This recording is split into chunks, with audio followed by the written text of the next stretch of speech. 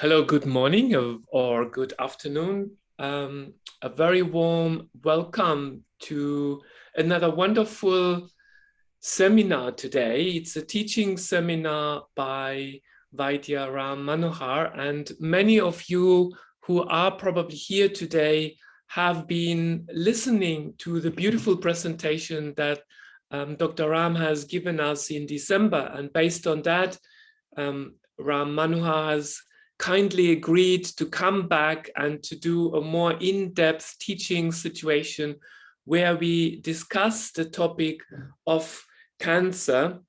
The title of the seminar basically is Cancer Diagnosis and Management in the Light of Ama, Dosha, and Sthana Assessment. So we are very, very grateful for this teaching seminar and for Dr. Ram to come back to us. So thank you very much. But before I hand over to Dr. Vijay and Dr. Ram, Vijay will be navigating us alongside Dr. Ram through the next few hours. Just a few housekeeping rules.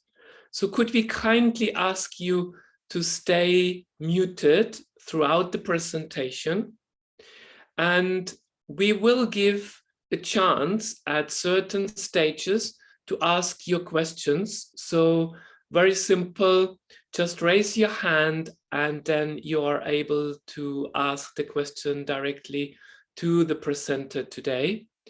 And we will have a break around 10:30, a very short break.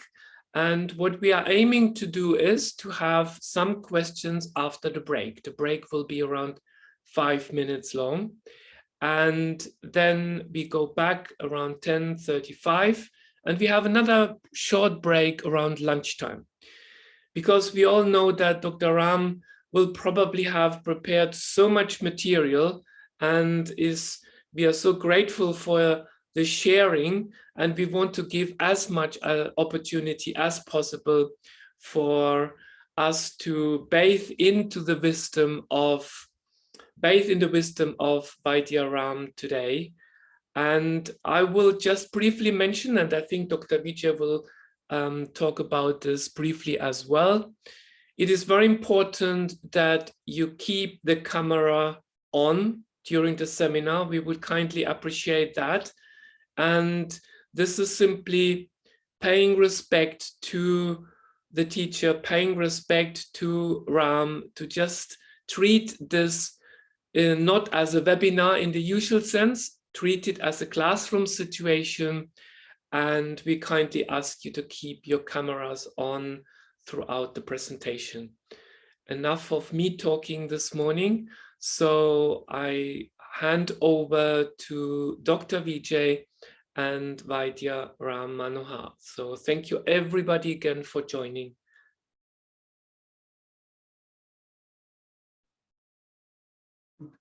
Good morning and namaste to everyone. It's a very auspicious day to welcome Dr. Ram Manohar, who we all know, not only through APA webinars, but through many of our encounters with Dr. Manohar and his work in the field of Ayurveda to give evidence-based credential to this whole system approach towards health and managing illnesses.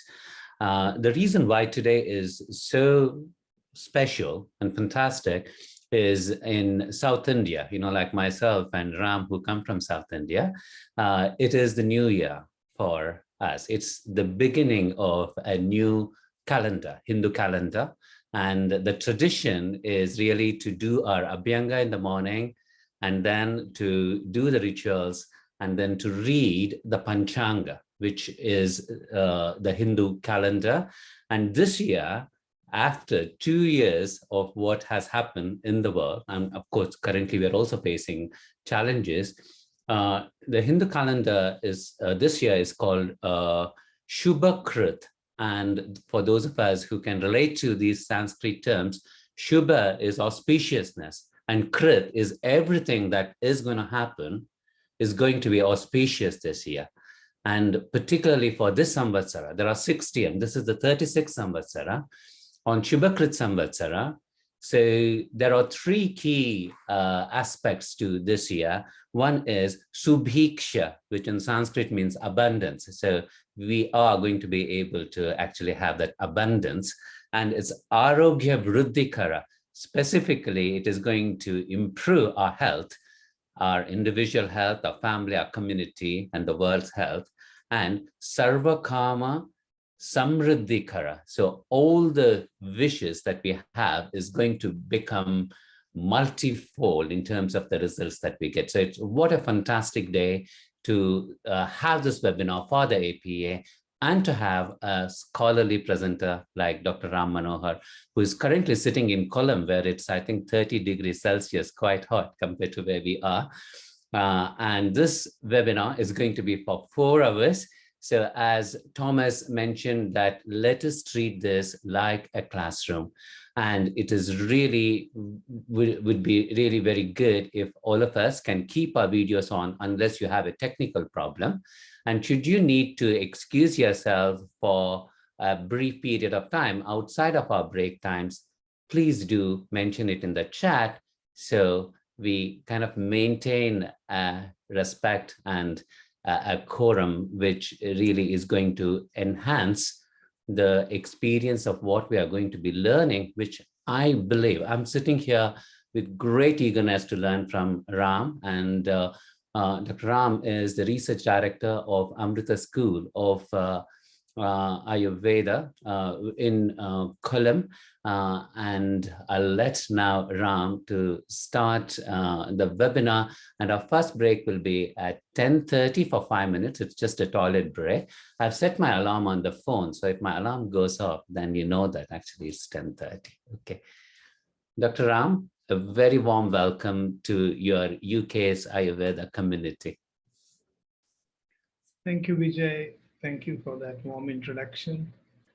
Thank you, everyone. I'm happy to be here again and continuing our discussion on cancer, which is, of course, a major concern because, you know, we don't have very happy news about cancer in the future because there's an expectation that the incidence of cancer will increase by 50%. It's already the second, number 2 in, you know, the cause for mortality worldwide. And it's all the more alarming because not only is cancer not so easily treatable, and especially if it is not detected early, then it can lead to a lot of human suffering before, you know, bringing in premature death. So there is worldwide great interest in exploring alternative approaches. And before we start, I would like to share a few things about some developments in this field so that, you know, we understand the importance of integrating systems like Ayurveda into mainstream cancer care. In fact, in my experience, I have realized that if integrative medicine is going to happen, cancer could perhaps be the first, you know, area where this will happen with much cooperation from both sides. So the National Cancer Institute and, you know, Society for Integrative Oncology, all these bodies and groups of people are trying to see, and I'm happy to say that I've been also part of this initiative. And recently there was a white paper published on, you know, how integrative oncology should move forward. So I'll start my discussion just by sharing that, you know, to just give an idea how importantly this is being taken. Because, you know, most of the time when we talk about Ayurveda and modern medicine, we have to face a lot of resistance. I mean, will this be understood? Will this be accepted? But when it comes to cancer, I think a lot of ground has been made. So, you know, a cancer journal for clinicians happens to be the highest impact factor journal in any discipline in the world. And for such a journal to carry an article on, you know, a white paper on integrative oncology speaks a lot. So there is a lot of opportunity, there is a lot of need. And so I hope that discussions like this will bring more people together, and we can also work together for this global mission of, bringing the strengths of traditional medicine to combat this challenge of cancer. And I don't know how many of you are aware that in India, a major step has also been taken to establish the first ever global center for traditional medicine under the World Health Organization. The center is going to come up in Jamnagar. And, yes, we don't know what could be the outcomes, but the thing is that with this center, there would be really a very great global focus for Ayurveda from India itself. Okay, so that's just a few things off my mind. And I'd like to present today's discussion in the background of this emergent, integrative oncology movement, where things are much different than it was 10 years ago. So today, our topic is, cancer from an Ayurvedic perspective, especially with reference to its system of diagnosis and assessment, which I have come to call as the ADS system, or the Ama Dosha Sthana approach. So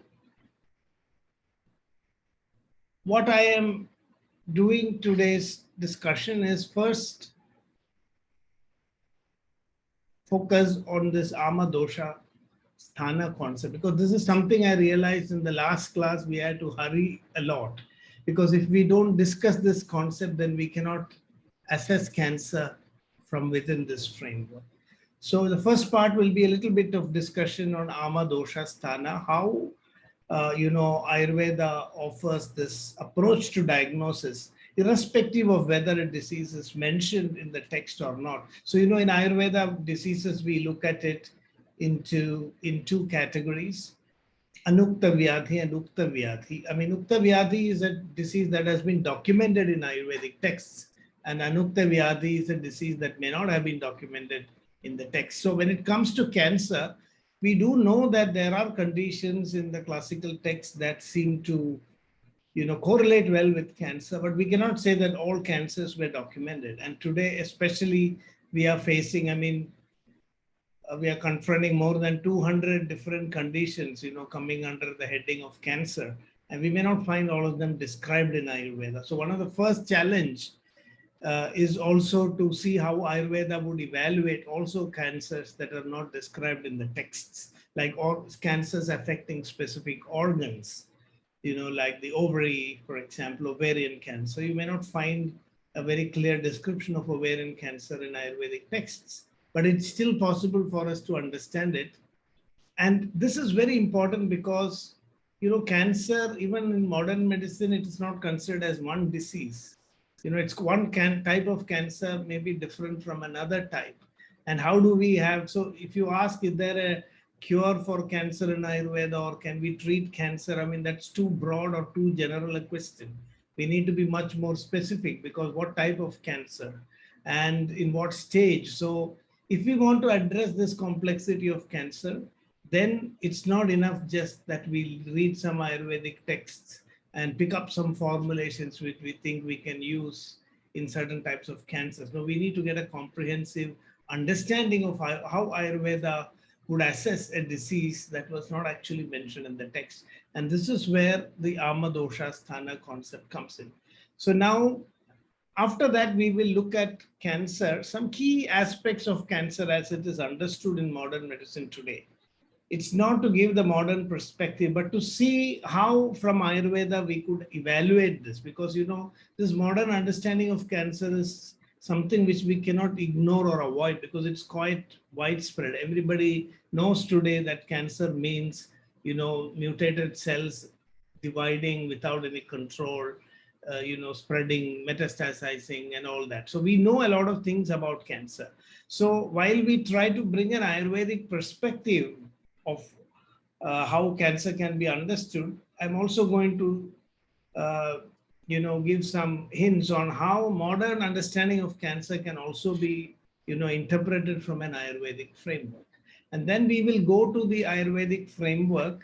And today, especially, I want to use the concept of Shatkriya Kala to create an Ayurvedic approach to staging, and classifying cancer. This, I think, has not been attempted before. So you can also take my suggestions with a pinch of salt. It's a work in progress. But I think it would become a very useful tool for us to assess any types of cancers from an Ayurvedic perspective and decide, what kind of treatment or what kind of approach would be, most appropriate in that condition. So that's one thing. And then at the end, more or less, I hope all these sections would take approximately an hour, but there could be overlaps.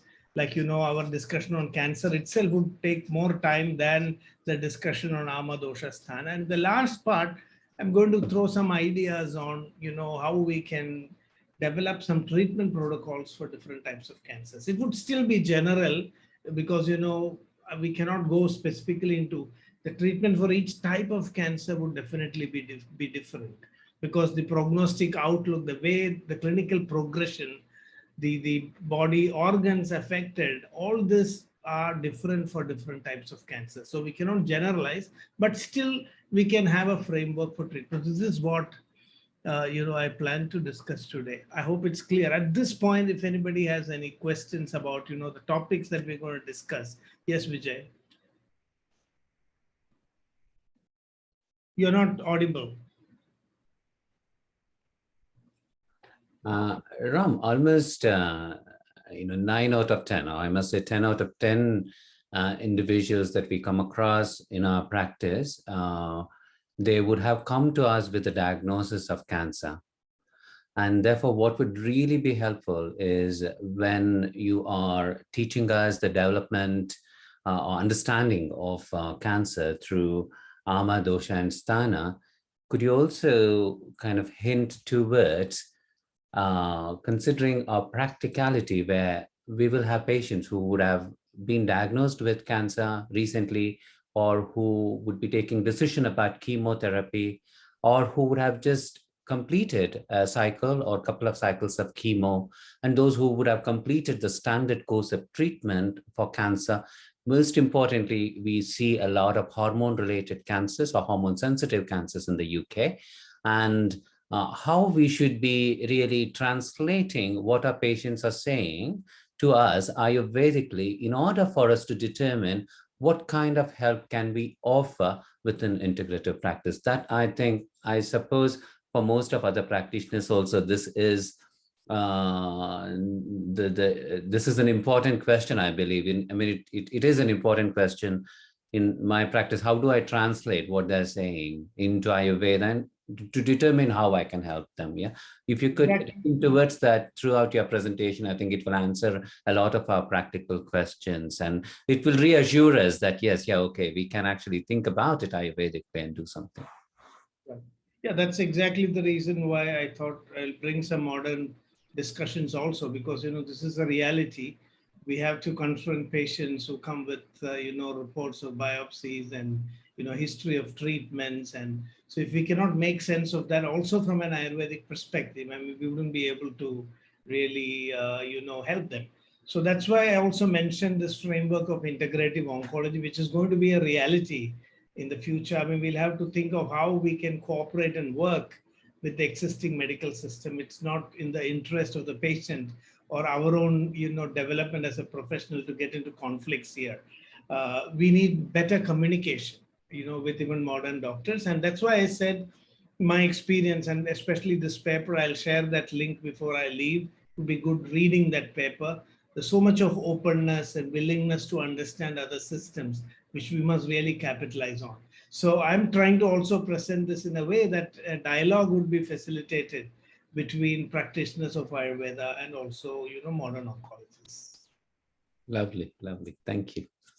I hope I will try my best, and I hope I will, succeed to some extent. Yeah. So then here we are. I hope you're able to see my screen now. So my first slide is the poster itself. So that saved me some work of, so this is the topic: cancer diagnosis and management in the light of Ama, Dosha, and Sthana. So first today, I would like to discuss about this Ama Dosha Sthana concept, because this is going to be not only helpful for cancer, but it would be helpful also for uh, other diseases. So this is kind of a unique Ayurvedic concept. How do we study a new disease? So in the first part of our presentation, we are not just going to focus exclusively on cancer, but I will give leads right from the beginning, how this knowledge can be applied to cancer. But we're going to look at this whole framework of how Ayurveda studies a new disease.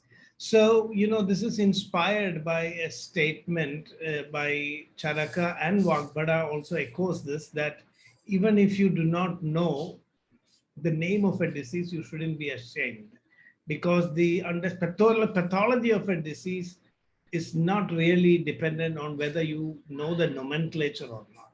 Even if you do not know the nomenclature of a disease, if you understand what happens, how does the dosha get disturbed, and how the dosha in turn, deranges the dhatus, and how a disease manifests in specific sites of the body.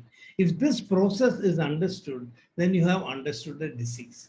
If you don't understand this process, even if you know the name of a disease, or you can even diagnose it by looking at a set of symptoms, and you wouldn't really be able to treat it, from an Ayurvedic perspective.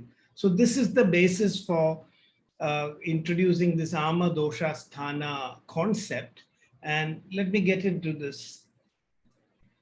So, what is the process of disease? In Ayurveda, nidanas are always insulting the doshas, especially in modern life. Our exposure to so-called nidanas or hetus, which can potentially cause disease, is very, very alarmingly high. In fact, one day of our life, we do things that can at the same time disturb all the three doshas. Sanipada Nidanams. We are exposing ourselves to Sanipada Nidanas, not sleeping well, having stress, eating junk food. I mean, this kind of a complex exposure to multiple types of hetus was perhaps unprecedented. In olden days, people couldn't manage to do this, have all this in one day, eat junk food, freak out, not sleep, be stressed, everything. This in Ayurveda is called Sannipata Nidana. But in spite of that, there is tremendous resilience. A single exposure often doesn't lead to a disease.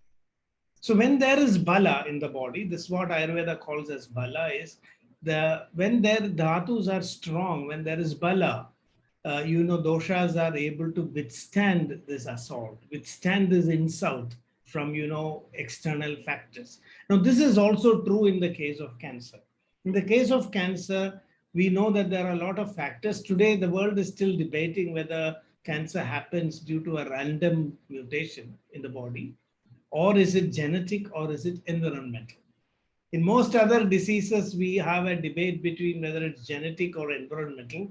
But when it comes to cancer, I think 4 or 5 years ago, scientists at the Johns Hopkins University literally threw a bomb by saying that cancer happens by random mutation.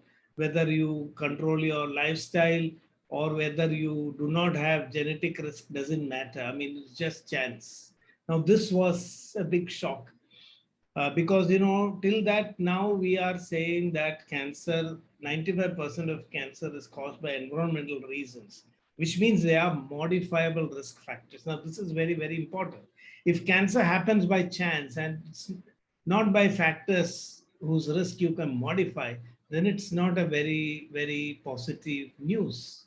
But there was a lot of debate, and people questioned the findings of the Johns Hopkins University scientists.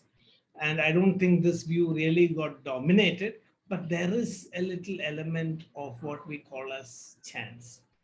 Is this what Ayurveda calls as karma? I'm just posing a question.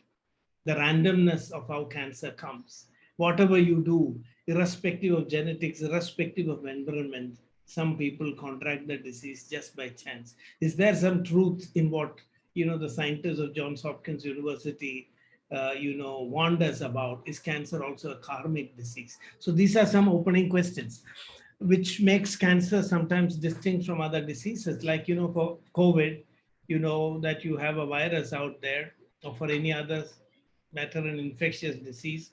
And here also, every exposure doesn't need to result in you contracting the disease. It depends on your immune system, so many factors. So it's always, so our focus here when we study the nidana of a disease is what are the modifiable risk factors? So that means I can gain control. So in Ayurveda, we say that these nidanas, even if we are exposed to a lot of these nidanas, everybody will not respond in the same way. The nidana may not be successful in provoking a dosha, even if we are exposed to it. And what is the factor there is the bala. If we have enough bala, and what is this bala is something which we need to understand, because herein lies the Ayurvedic concept of cancer prevention, that if especially people who are getting exposed, because today's life is such that we cannot completely avoid exposures. Modern life has become so complex that we cannot always avoid the risk factors. And that is why this concept from Ayurveda saying that you must, while on the one hand, you try to avoid the risk factors, on the other hand, strengthen your bala. And if you have enough bala in your system, then the risk factors, will not always cause the disease. But yes, Vijay, you are muted. This thinking, does it also apply, Ram, when already cancer has manifested, that there is a possibility of modifying the pathology even when it is taken off, as in completed the 6 stages or 5 stages of disease development? This is something which I am really going to discuss when we build the Shatkriya Kala of the cancer, which a lot of sub-classifications, which I think nobody has done before. So that's why I welcome you also to debate when I'm presenting that, so that we know exactly where we can intervene. Because a Kriya Kala means an opportunity for treatment. There's always something that you can do in every stage of the disease. Although always it may not be a cure. Like now, for example, if the nidanas succeed in activating the dosha, and then the disease process gets initiated, at this stage, definitely you can reverse it. Even cancer can be reversed. That's what Ayurveda says. This stage, which I'm talking about, even if the nidanas provoke the doshas and the doshas start working on the body, we can still reverse it. It will not yet become cancer if we are careful. So what Ayurveda tells us that the key to preventing cancer is to be aware of an exposure. The moment you are exposed, you should try to compensate for it. Many of us in today's life, we are not even aware of exposures. So it's only when cancer has developed, we even know that it could perhaps be traced to some exposures, that we had many years ago. So Ayurveda tells us that we must become aware of what are the risky exposures. And sometimes when unavoidably we get exposed, we can do a lot of compensation. Like Vata treatment, especially because Vata is getting aggravated, in the early stages of cancer, initiating this process of cancer itself. Vata pacifying treatments are a good compensation for, exposure to carcinogenic agents. Taking substances that can increase the ojas. I will come to that also. I don't want to jump slides, so we'll go step by step. So when the doshas given and get deranged, even then, a disease may not happen if the dhatus are strong. That is why if the nutrition is good, if we are still, even the doshas will not be able to sustain its derangement if the dhatus are very resilient. So in Ayurveda, we say a vyadhi, until it becomes nija, it will not progress. So once the body creates all the conditions for the progression of the disease, only then the disease can progress. Frankly, when you look at all these steps, we realize how difficult it is actually for the body to become sick. And yet we all become sick very easily, which means we must be really messing up with things. we must be getting so much exposed to so many factors. We are not maintaining our body very properly, because if you really look at this whole mechanism, it's very difficult for the nidana to disturb a dosha.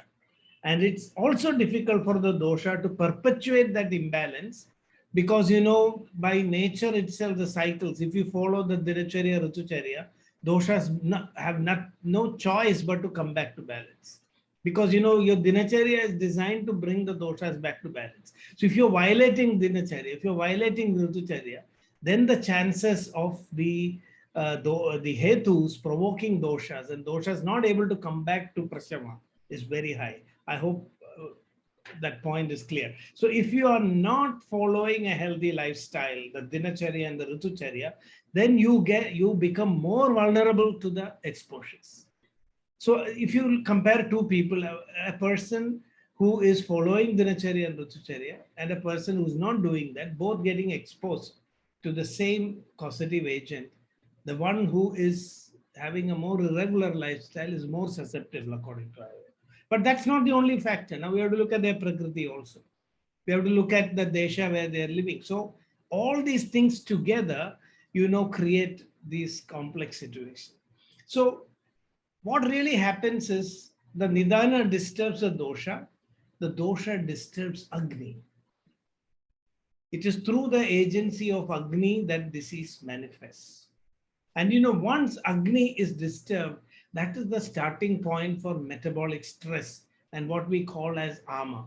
I would rather translate ama as an outcome of digestive and metabolic stress. Many people translate this as undigested food, which according to Ayurveda is only ajirna. Indigestion is not ama. You know, indigestion is delayed digestion. Ama is failed digestion. Now this is going to have very severe metabolic consequences. So when this is how the doshas work, when the doshas get disturbed by the various factors, psychological or environmental, from the food, if that disturbance is sustained, usually if you push the dosha, it's like elastic, you know, it will get pushed, but it will come back to normalcy. This is an amazing ability of the doshas. Chaya pragoba prashamaha. You may accumulate a dosha, you may provoke it, but it has this beautiful ability to jump back to prashama. It will come back automatically. For that, all that you have to do is to follow some good lifestyle, you know, make sure you're not so stressed. Look at what the season is and change your food, change your habits. Then the doshas are always bouncing back to their feet. But when we don't do that, then, you know, it becomes doshas. Once they get provoked and disturbed, they work on the Agni. Up to the point the doshas don't really disturb Agni, a disease can manifest. Which is why Ayurvedic texts say that roga sarvepi mandegnau. Until Agni is disturbed, the pathogenesis cannot move forward. So we know that the doshas are like switches or controls for Agni. And this is normally what the body does, because if you want to blow up the Agni, Pitta will increase. If you want to turn it down or high, then Vata is like the switch that controls Pitta and Kapha. When Vata pushes it towards Pitta side, Agni becomes strong. When Vata pushes it towards the Kapha side, it becomes weak. Now, every day, the three doshas are working on the Agni like this. When we need hunger, Vata will push it to the Pitta side. And after food is taken, it will move to the Kapha side and Agni will go down. It's not that our Agni is always strong. Then we call it as Atyagni. It's not necessary also. So when the doshas disturb Agni, that is when this whole process of metabolic stress begins to happen. Now the body's metabolism is under stress and we are not able to even discern this. It is so minute. It's an inefficiency of metabolism that happens. It may take a long time before this translates into metabolic byproducts and, you know, the disease process.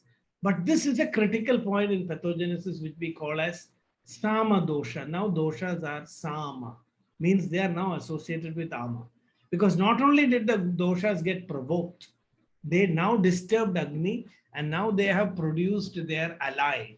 Now the doshas have an ally with them, which we call as Ama. And amena tena samprikta dosha doshyascha dushita sama ityupadishyante. This is now when dosha gets associated with ama, we call it as sama dosha. And now the disease has gone to the next stage. You know, in the early stage when there is just a dosha vriddhi, it's very easy to treat the disease. You just have to handle that dosha. No dosha dushti, no ama. That moment when the stress has happened, you can pacify it then and there. Like just before Jwara begins, Sushruta says, drink ghee. This is before Agni has been disturbed or before Ama has happened. Once Jwara sets in, you cannot drink ghee at all until Jirna Jwara Avastha. So in the beginning, it is possible. But today, you know, as Ayurvedic texts say, Lakshayandi Abudhastuna, we are not aware of the body. So we blissfully miss all these processes, these signals that the body gives at the beginning of a disease. We are not even aware of it. Now, once the ama develops, the dhatus, through the ama, the dhatus become weak. Because, you know, ama is what should have been the nutrition for the dhatu from the food. That food, because it's not transformed properly, it's not undergoing the proper metabolic processes, the dhatus suffer in subsequently. And until that dhatu weakness happens, doshas are not able to attack the dhatus. You know, I hope you got the point. You know, when the doshas are disturbed, dhatu is well nourished, it's very strong. Doshas say, I want to hit you, and dhatus are resilient. But now the dosha works on Agni, produces ama, and it's as if the dosha is telling, come on, now I'll malign your nutrition. I'm going to produce ama now. Now let's see how long you will withstand. So what happens is doshas, dhatus get deprived of good nutrition. The moment ama is there in the body, dhatus are deprived of nutrition. Now the dhatu, yes, Kate. Oh, hi. I just wondering, clinically, do you ever come across anyone who comes and sees you who doesn't have ama? No, this is a very interesting question. Even so-called healthy people today carry ama in their system. I was trying to work out a questionnaire to find out whether a person is having ama or not. One of my teachers told you, forget it. You spend your time trying to find out what type of ama it is. Because even a healthy person today, because we are not following a healthy lifestyle, unless you are leading a perfect yogic lifestyle, you know, you cannot have a body that is without ama. Every day we produce ama. So much so, not only in modern times, in ancient times also. If you are eating more than 2 times a day, then Ayurveda used to say you must fast. You have to fast because you are going to produce ama. Every week you must fast.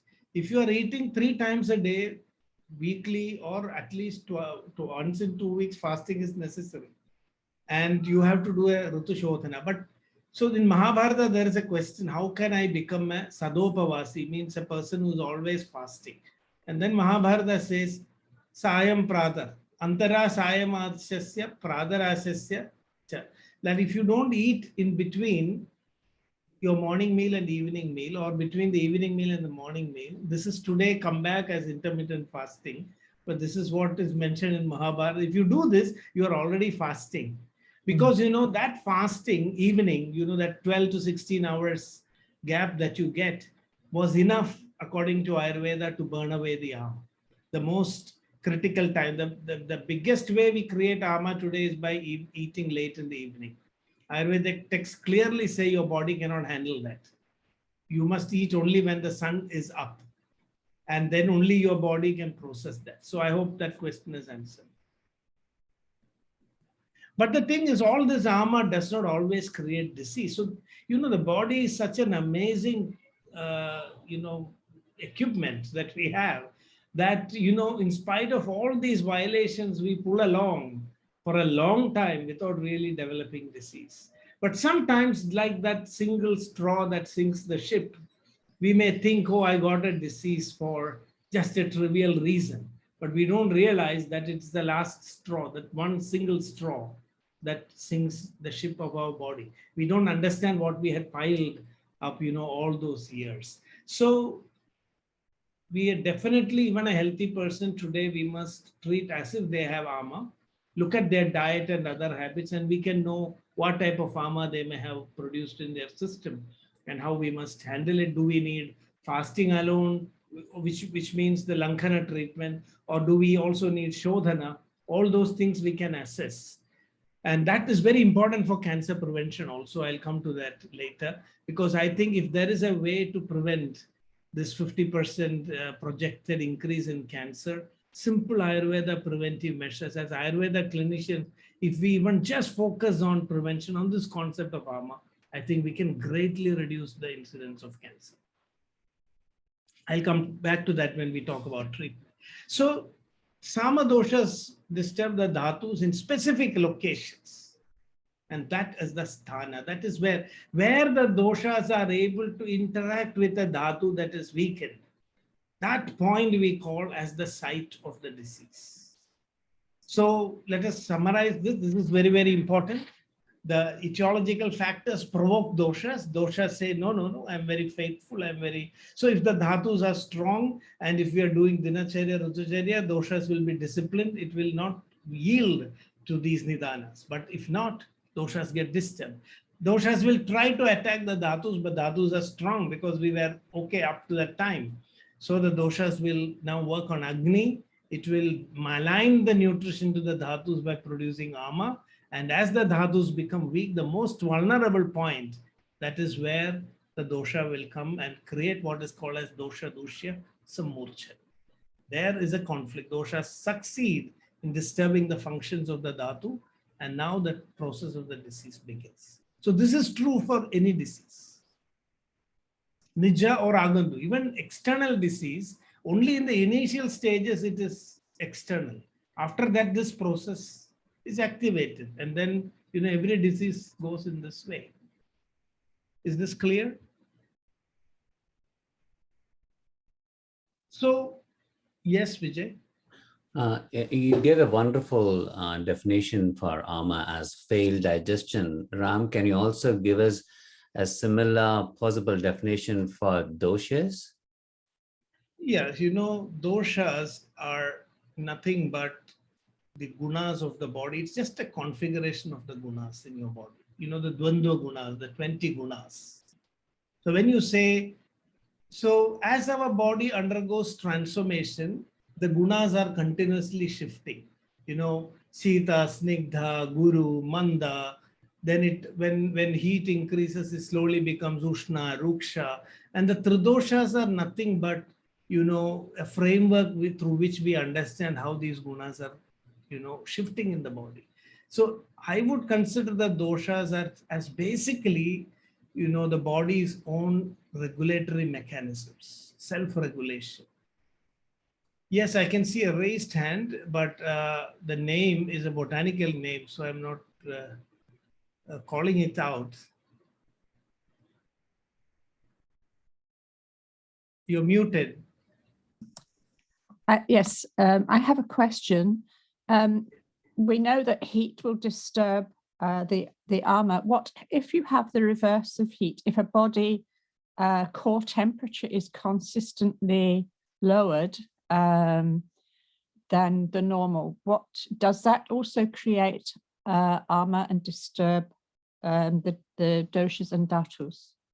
Yes, a cold temperature brings down Agni. So any extreme, ama is produced by a weakness of Agni. So any condition, so when you say Vata increases, it is like the body becoming cold. Kapha increases, the body becomes cold. Pitta increases, this is a big question. If Pitta increases, how is ama produced? Overcooked food is also ama. This is a very important concept that we have to understand. We always think of ama as only undercooked. But you know that if I overcook the food in my kitchen, if I fry it too much, then that is also ama. Because this is called Vidagdha type of ama. Vidagdha means overcooked. So all these conditions, if the transformation that happens to your food is not optimal, then the outcome is ama. Is that clear? Thank you very much. Thank you. So The pre-doshas actually represent the shift of these gunas, and they are the mechanisms of self-regulation. Like, the gunas have a tendency to come back. They are the Agni Soma principle, like Guru, Lakhu, Ushna, Shita, Snigdha, Ruksha. So the body has a certain flexibility that it can keep shifting between these gunas. It's like if you were to put them as, on a dashboard, you have a slider.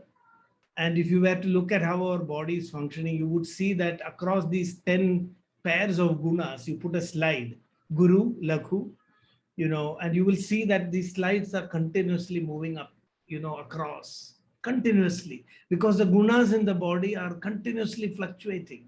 So in the night, Shita, Snigdha gunas increase. In the daytime, Ushna guna increases. After food. So the ability of the doshas that to actually shift, in fact, doshas are never in balance. We talk about dosha being in balance. If doshas were in balance, we would be dead. We are alive because doshas have this ability to move. They move across the spectra continuously. Vata is moving when it wants. Pitta is moving when it wants. So that synchrony and balance is what keeps the body. So it's like, I always look at this as a Russian circus acrobatics.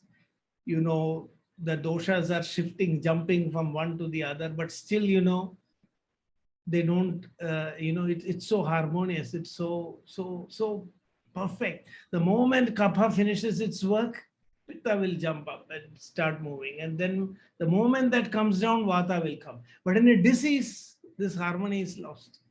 Vata is disturbed when it shouldn't be increasing. Pitta is going down when it should actually increase. So that whole rhythm or harmony is lost. So doshas are nothing but the ideal configuration of gunas in your body. It is like an equation of the gunas. Tatra ruksho, lakushida, karas sukshmas chalonila. This sequence of guna we call as vata. So when those gunas increase in the body, we are able to move. We are able to utilize the energy that is released. If ushna, snigdha, drava gunas increase, then transformation happens. If shita, snigdha, guru gunas increase, then construction and this happens. So this is the balance. So that's one way of looking at the doshas. And in fact, the word dosha is the opposite of the word guna, which means that, these are the gunas of the body which have a tendency to, go out of balance or become a dosha. So it's like when I'm saying an apple is there, a fresh apple, it's very nice. We say it has all the nice qualities, but as you keep it, it becomes rotten. What has happened? It's just a shift in the gunas that has happened. Now that apple is not eatable because it has now become rotten. So when you say doshas have become imbalanced, it is just this change in qualities that we see in the body. Now the rasa dhatu's quality has changed. It is just like saying the apple is browning inside. And it is getting bad now. So the dhatus are getting bad because the gunas are changing. So we don't want the gunas to shift from within their normal limits. So doshas is nothing but a concept for us to understand how the gunas are balancing out each other. Anyway, it's not so easy to give a one-word definition for dosha like ama. Yes, Ram, I think, you have beautifully summarized, in the Ashtanga Hridaya's first chapter, Vata Pitta Kaphascheti Trayodosha Samasata Vikrita Deham Nantite Vardenti, the Vikrita and Avikrita states of doshas, because like in the our modern practice of Ayurveda, like every practitioner, every patient, I must say, comes and asks, are my doshas balanced? Do I have a balanced dosha? And I think you have given a wonderful kind of guideline to us, actually, how to appraise balance or imbalance of doshas in its realistic context. I think you also have summarized very well to understand that although ama has become common or is a common denominator in the most healthy individuals as well, it's not necessarily a physiological process. It's not part of physiology, like digestion of food, then producing waste products is not the same as ama. And I think if I'm not correct, you can correct me. But those two aspects really will greatly help us in our practice when we think about how to understand doshas and ama. Yes, I think you have also really summed up what I tried to say very nicely, especially this concept. When people ask me also in the clinic, I want to balance my dosha, I said, don't balance it. Let them free, but don't allow them to do a mischief. That's all. You don't try to control your doshas. You are alive because they are jumping freely around, but just don't allow them to do mischief. That's all. So when Kapha increases in the morning, we should be happy that your body Kapha is able to do that. Pitta increases in the afternoon, we should again be happy. But the only thing is that increase shouldn't extend into the Vata period, or Kapha's increase in the morning shouldn't extend into the Pitta period. So that's exactly the point. I mean, we need to look at balance as dynamic balance and flexibility rather than an idea of a static equal state of all the three doshas. Yes, exactly. So yes, ama is also something which we can prevent. That is why the prayer in Sanskrit, Sarve Santu Niramayaha, let people all over the world be free of ama, which means that then they don't have the seed for creating any disease, because ama is the seed of all diseases. If you don't put it, the seed may find the right time to grow. So just because the seed is there in our body doesn't mean you will always get a disease. Some people are lucky, they have all the ama in their system, but they don't have the triggers, so they do live a full life without really getting severe disease. But they will definitely experience a compromise in their efficiency. If ama is there in the system, it's that much in equal proportion, your ojas will be reduced. This is the problem. So ama is an antithesis to ojas. The more ama you produce, you must realize that it is at a cost, because that much, it is the food that burns that creates ojas.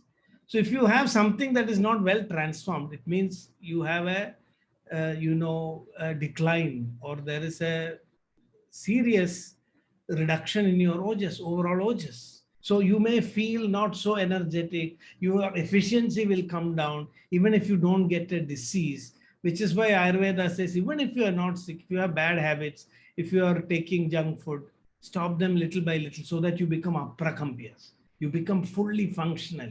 You become, more productive individuals. I think this is also a problem in today's life, because we have so-called healthy people who have what you can say, you don't really experience wellness because they carry ama in their system.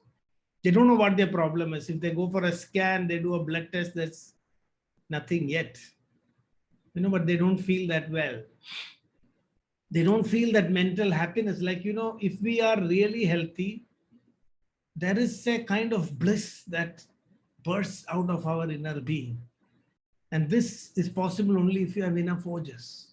Ama, the first thing ama does is bring a dullness to your mind. It is tamasic. It brings a dullness to your mind. So more and more people getting susceptible to depression, more and more people getting anxiety, mental diseases. This is because of this ama burden that we carry. So ama does not always have to translate at a full-blown disease. It can create so many problems which will reduce the quality of our life. So we may think that it's okay, I'm not getting any serious disease, but you don't get the best out of your life if you have ama. So that's why Sarve Bhavantu Sukhina, let everybody be happy. Sarve Santu Niramaya. So that immediately, that next verse is, if everybody has to be happy, then there should be no ama in the system. So it's a very practical, pragmatic advice. We don't believe that just by a big speech or giving gifts you can make people happy. The best way to make people happy is to remove all the ama from their system, and then the smile will come on their face. The more ojas they have, the more they will smile. The more we will smile. So that's the whole concept here. So ama is not a single entity or substance. It's the gradual building up of metabolic byproducts, which cannot be neutralized or eliminated by the body, as Vijay, very rightly pointed out. Excretion, creating waste is not the problem. That is a natural process because the body knows how to deal with the waste. And in fact, if we have no waste in the body, that is also unhealthy according to Ayurveda. Dosha dhatu mala moolam. Malochitatva dehasya kshayam vruddhestu pidana. If you, yes, Thomas. Sorry, Dr. Ram. What is your view in the context of ama and the psycho-emotional impact that can lead to the formation of ama, please? Yes, even from the mind, this is a psychoneuro endocrino immunological axis. Is nothing but a rediscovery of the Ayurvedic model of manas, vata, pitta, and kapha. There is a crosstalk. They can influence each other. So what happens in the mind affects the body, and what happens in the body affects the mind. So if you have certain emotions, if they are sustained, the only problem with emotions is that it should come and go. If we are not having emotions, that's also not considered healthy. But the emotions shouldn't stick to us. We should be able to come out of it. If it lingers, then it can lead to a dosha prakopa. Kama shoka bhayad vayuhu.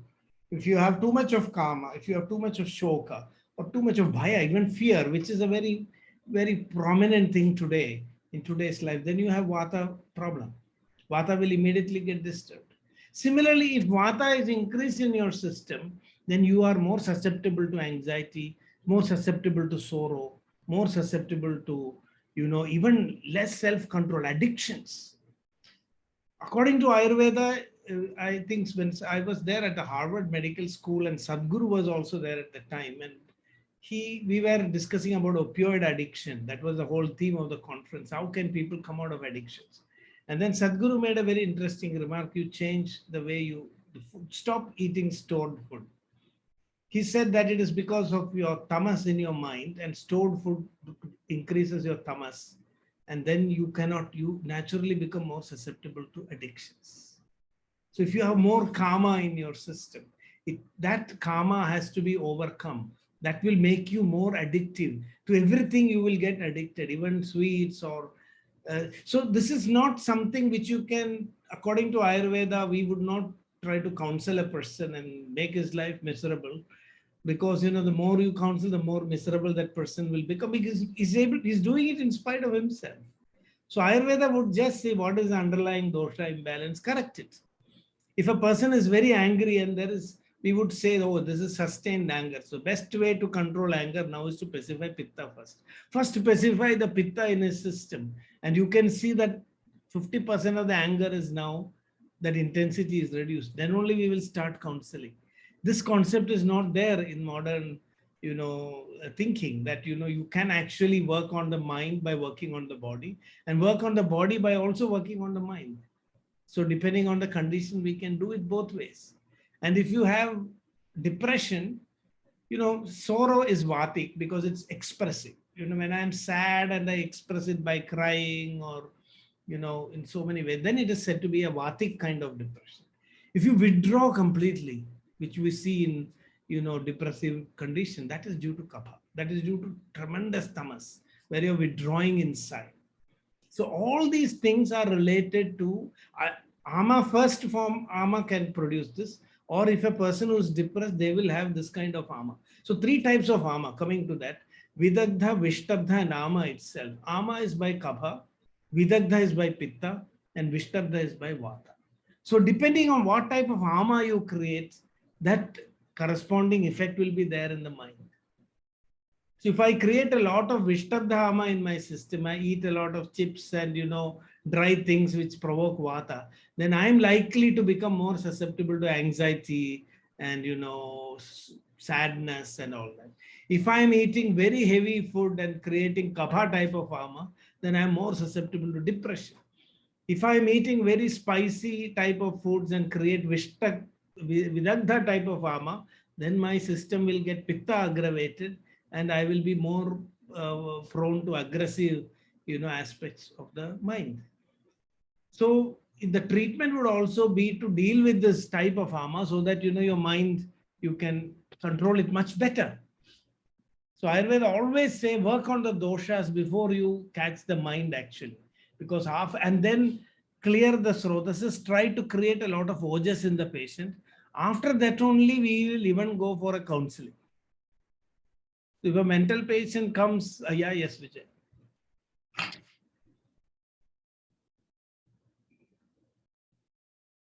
Yes.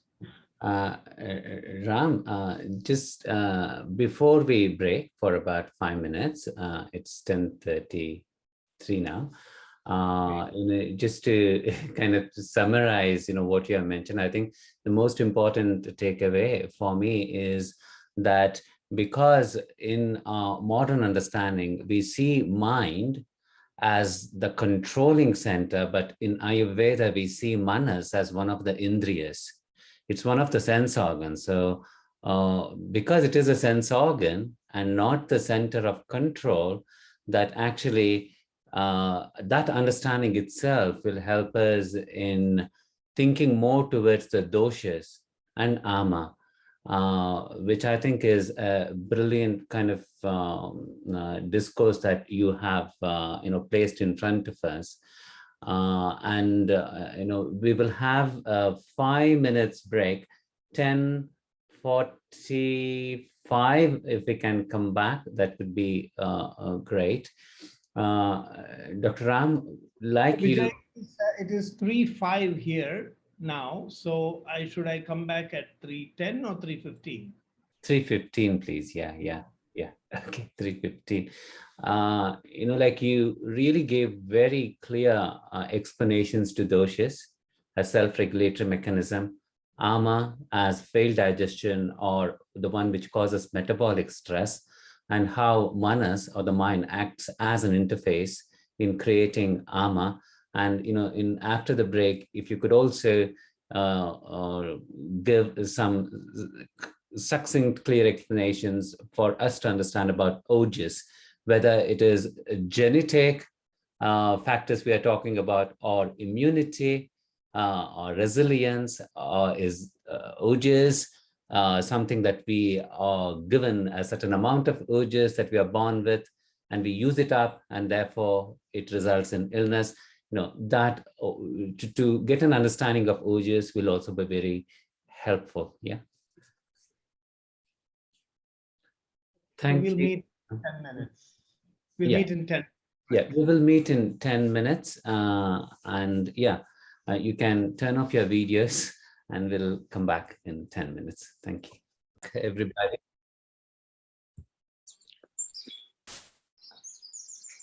I'd ask our participants to keep the video on, please, if possible. Ram is going to continue with our discussion, and our next break will be at 10:20 for about 10 minutes. Okay, Ram, please continue. Yes, so I'll come to ojas soon, as Vijay pointed out, but let's just complete this, thought process. So ama is a systemic process. It is not just in the stomach. In fact, the beginning of ama is when the food goes out of the stomach. Ayurveda defines ama as improperly processed rasadhatu, not as improperly cooked food. Ama is ushmano ulpabalattvena dhatu madhyam apajit. The first dhatu being formed properly due to the weakness of the agni, that is ama. So ama is not just indigested. As long as the food is in the stomach, there is a hope that we may digest it or we may throw it out. But once it enters into the systemic circulation, then we are lost.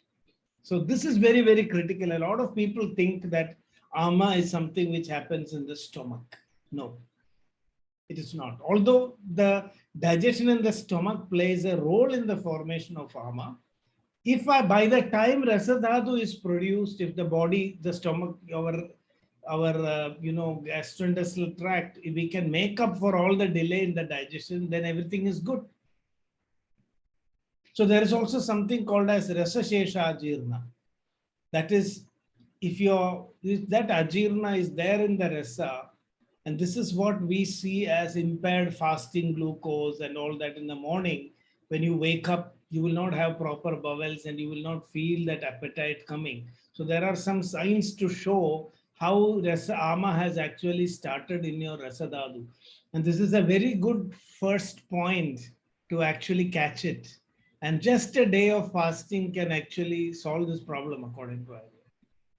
So it is to eliminate this rasa shesha jirna or purify your rasa dhatu, that rasa shuddhi, which is essential for which itself is rasayana. You know, the word rasayana means the path of transformation of rasa. So if you don't allow that to happen, the moment there is a break in the transformation of rasa dhatu, because it's the nutrition for the entire body, then entire metabolism becomes stressed. So this is very, very important to understand. So once rasa dhatu is affected, then you need a fasting. Fasting is not to digest food in your stomach.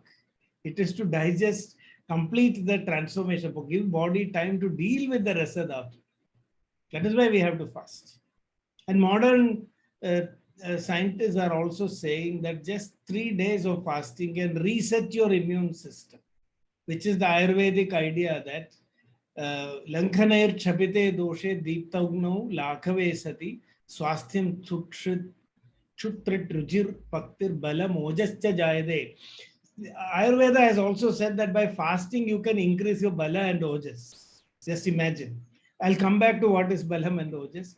But by fasting, by depriving the body of nutrition, you are actually activating your immune system and improving your strength, which is now, reconfirmed by modern studies.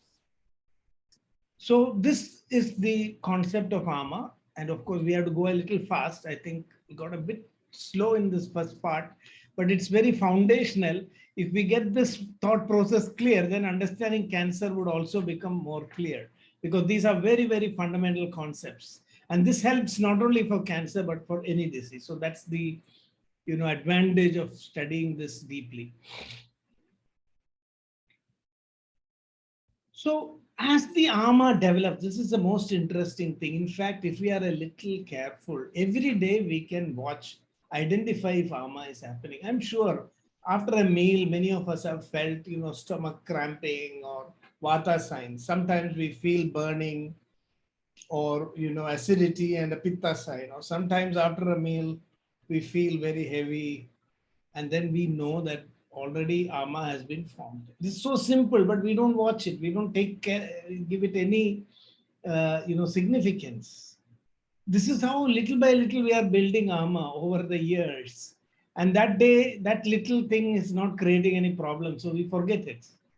But how many times when we ate food, after eating food, of course, a little tiredness is expected because the blood supply to the brain will be shunted, but not that you feel so drowsy, so, sleepy. Then it means Kapha is creating a problem. There is this Kapha type of ama emerging in your system. So sometimes after a food, if you feel so much of heartburn, I'm sure we have all experienced this many times in our lives.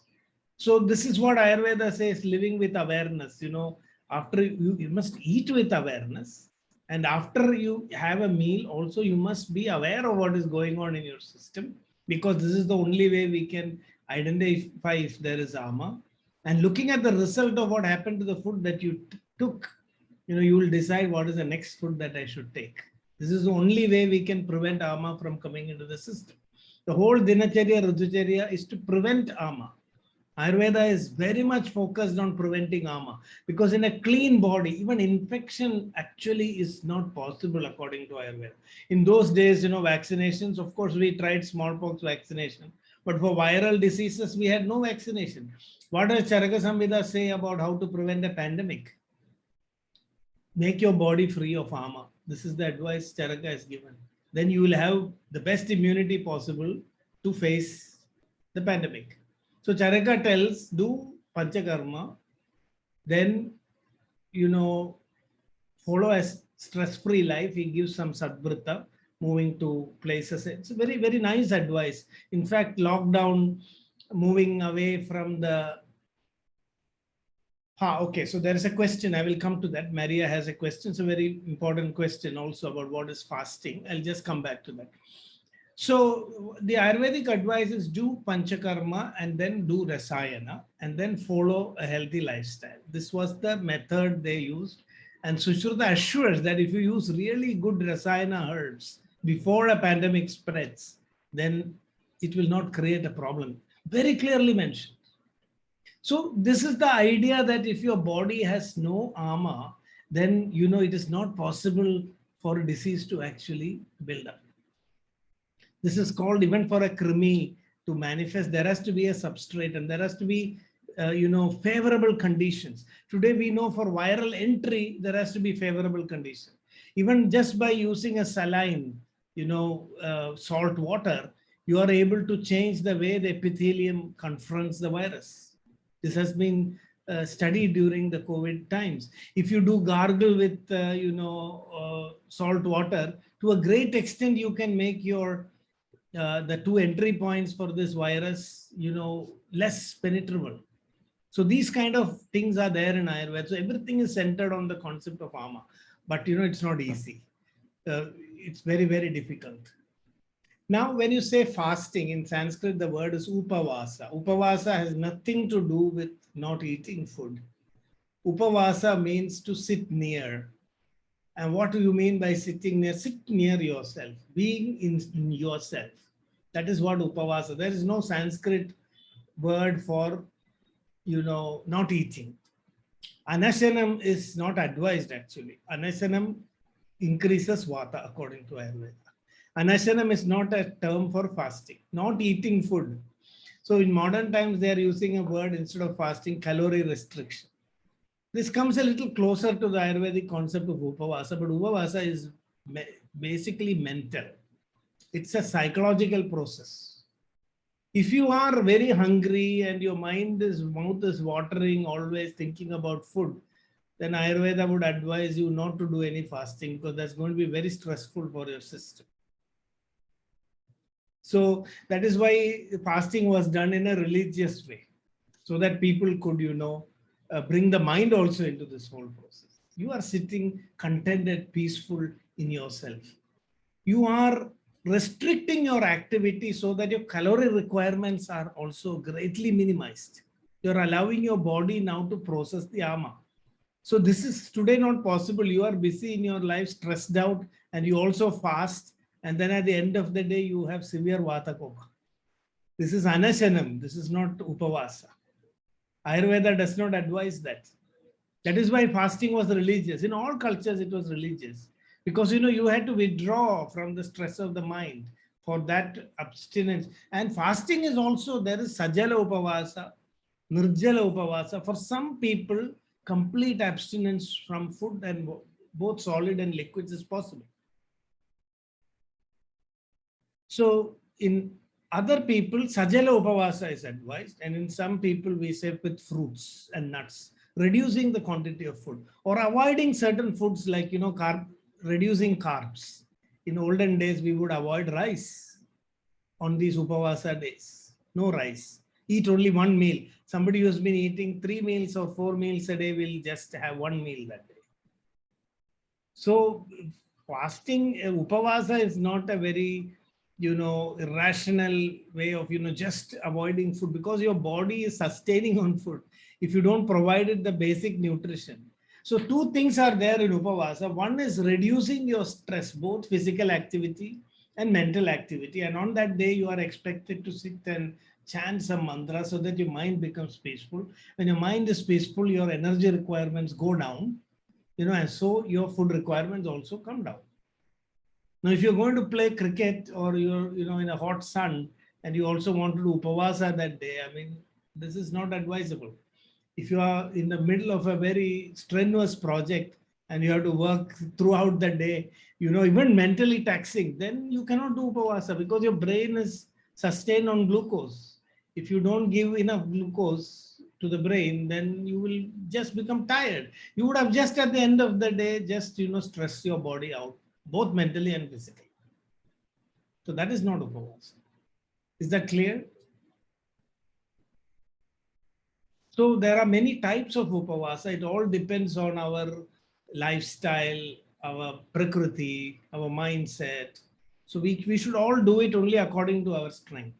So that is why Ayurveda also said that just reducing, timing of the food, giving gap, not eating in between. This is what Ayurveda considers as also upavasa. Not eating for your senses, for the sake of your senses. One way to know whether it is hunger or not, what I usually follow is, if I find that I'll be satisfied only with a particular type of food, then it means I don't have hunger. If I have hunger, actually everything becomes tasty. That's what I have realized. So this is the way I distinguish whether it's hunger or whether it's my tongue asking for food. When my tongue asks for food, I need something very specific. I need, with only that food, I am thinking of noodles. Suddenly I get interested in noodles. And if I am offered anything else, no. That means our body is not asking for the food. When the body asks food, even food that you don't normally like will be delicious, because hunger makes every food tasty. There is a saying that when pushed to extreme hunger, even a tiger will eat grass. So that is the sign of true hunger. So this Ayurveda calls as Laulyagni. So many people ask me, how do you, I found for a long time, I didn't know what to answer until I started looking at myself also. Recently I lost around 16 kilos after a lot of hard work, because I realized I was also victim to this bad eating habits. And then when I introspected, my difficulty was also, I always wanted rice, and I realized it was addiction. It was not the requirement of the body. Now it is so easy. When I am hungry, I can eat anything. And other times I convince my mind saying that this is not really hunger. And then, things work. So this is very simple. And Ayurveda distinguishes this Laulyagni and the real, because hunger as a vega, hunger as a vega, as a reflex, should not be suppressed. So if you are fasting, you must do fasting in such a way that you will not get hungry. If you get hungry, then you are suppressing that vega. So that is that skill. Your fasting becomes successful if you are adopting a style of living that day, which will not make you hungry. Yes, Vijay. I think, like you mentioned, balance of doshas is dynamic balance and not static balance. I think with fasting or upavasa, it would be, I think it is correct to say that Ayurveda looks at it as a restraint, not deprivation. And in a modern context, we think it has to be deprivation. That's why starvation is considered as fasting. In Vega Nadharani Adhyaya, the Vegas which should not be suppressed are the physiological Vegas, but Mano Vegas relating to the mind have to be channeled or controlled. But I think we do the opposite. I think in our modern life, we express our Mano Vegas immediately, and we suppress our physiological Vegas. Do you think that may also be one of the reasons why our doshas do become impacted because of that? Yes. In fact, fasting is only to control your Mano Vegas. That's a very good point that you brought it. Because that desire for food, that craving for food, that is the only thing we are stopping. That is why nutrition, because the problem is, balam yatnena pale, whenever you are doing a lankhana, you must preserve the bala of the body. Because baladhishtanam arogyartham kriya krama. Health is dependent on the bala of the body. So whenever you're doing lankhana or fasting, do it in a way that your bala is not affected. So if you starve yourself, you become weak at the end of the day, then you become weak. Just a moment.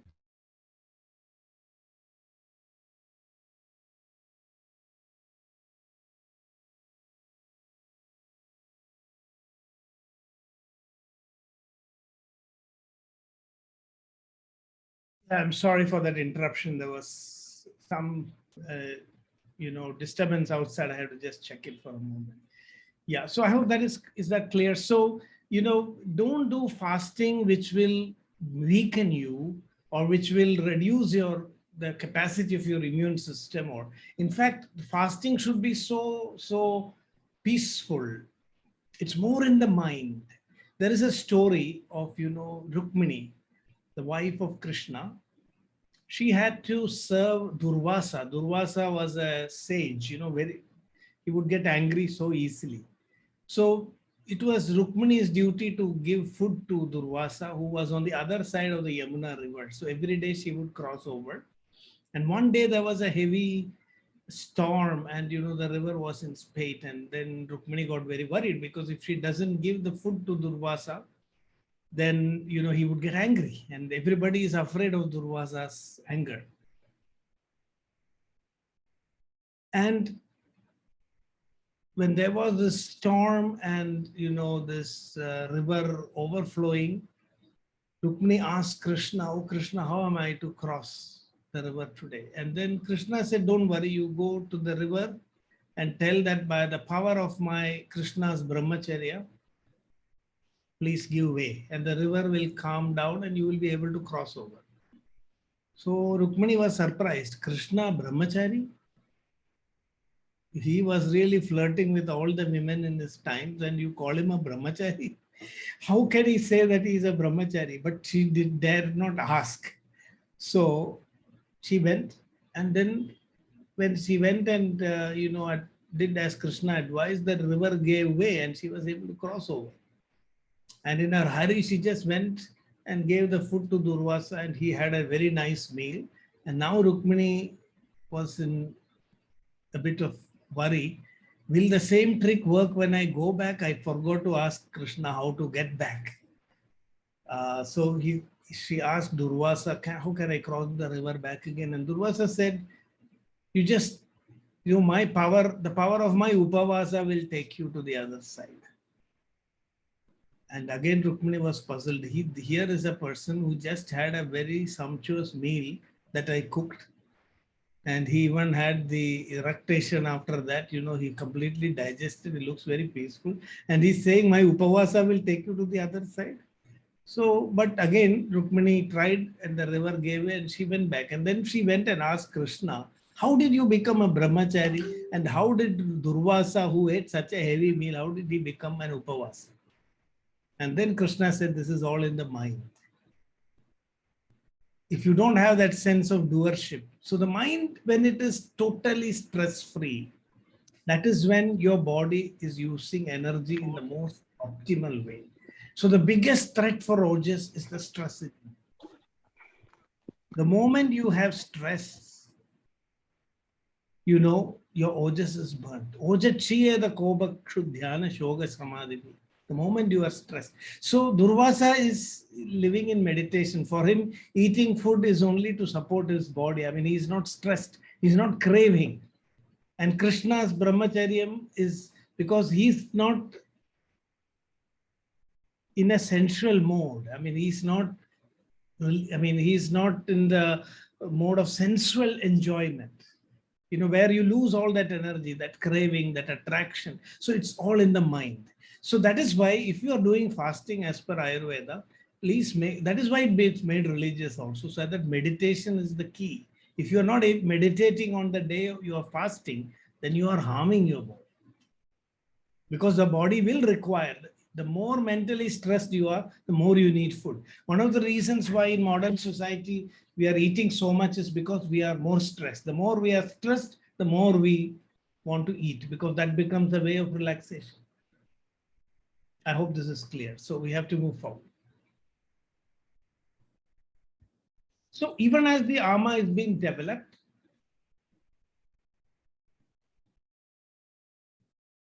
so there's also another question. Ama is given general and dosha dhatu combinations. Ama being, once it reaches rasa, what do you interpret as the general ama symptoms? See, ama symptoms are very clearly mentioned in our text. Sroto rotha balabhramsha gauravanila mothata. So general symptoms and specific doshic symptoms are also mentioned. I'm not venturing into that now because it will take us away from our topic. We should quickly jump into cancer. Otherwise, it will just become ama dosha sthana. So Srota rotha, the moment ama is produced, srota rotha means there is some problem in transformation. Srotas means the passages for dhatus that are undergoing transformation. So there is a block in this transformation. There is a pause in this transformation. And that immediately translates as balabhramsha. What you will feel is a drop in your vitality. These two symptoms are enough for us to know that the ama is building up in your system. Immediately you will see balabhramsha. And you can know that there is some srodo rotha or something is not transforming. And that is stagnated. That stagnation is ama. Ama gatau. Ama means to move. Ama means not moving, not transforming. That is actually the meaning of ama. So all the other symptoms, I would advise that you can get the general symptoms.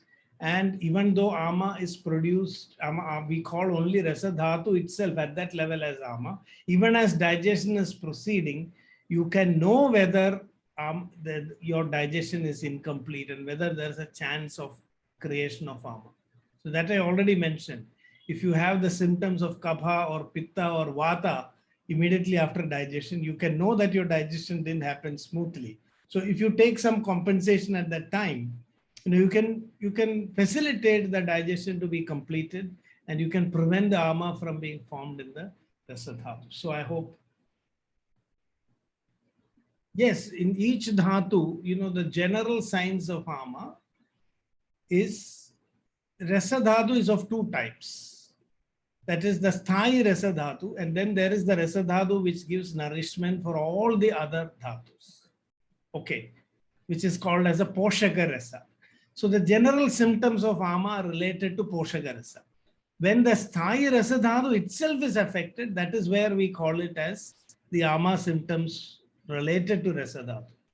So for that we need to know that dhatus are of two types, sthayi and asthayi, poshaka and poshya. And rasa dhatu is the poshaka for all the dhatus. So when that poshaka dhatu, immediately after food is digested, what is formed is the poshaka dhatu. Yes, Vijay.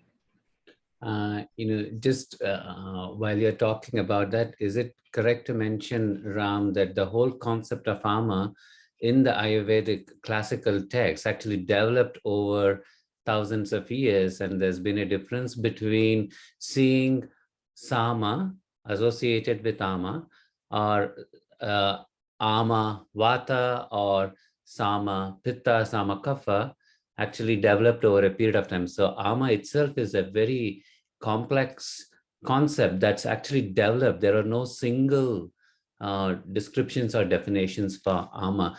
That's one of the reasons why we might think when we refer to classical texts, we need to be much more specific as to what's the concept of ama in Caraka versus what's the concept or interpretation of ama in Ashtanga Hridaya. Would that be correct to say, Ram? But I think, ama is such a fundamental concept that after all these debates, they have also arrived at, certain general understanding of what is ama. I mean, because there couldn't be very big differences in understanding. And later texts have also summarized this. Amam annarasam kejit. Some people say that ama is annarasa.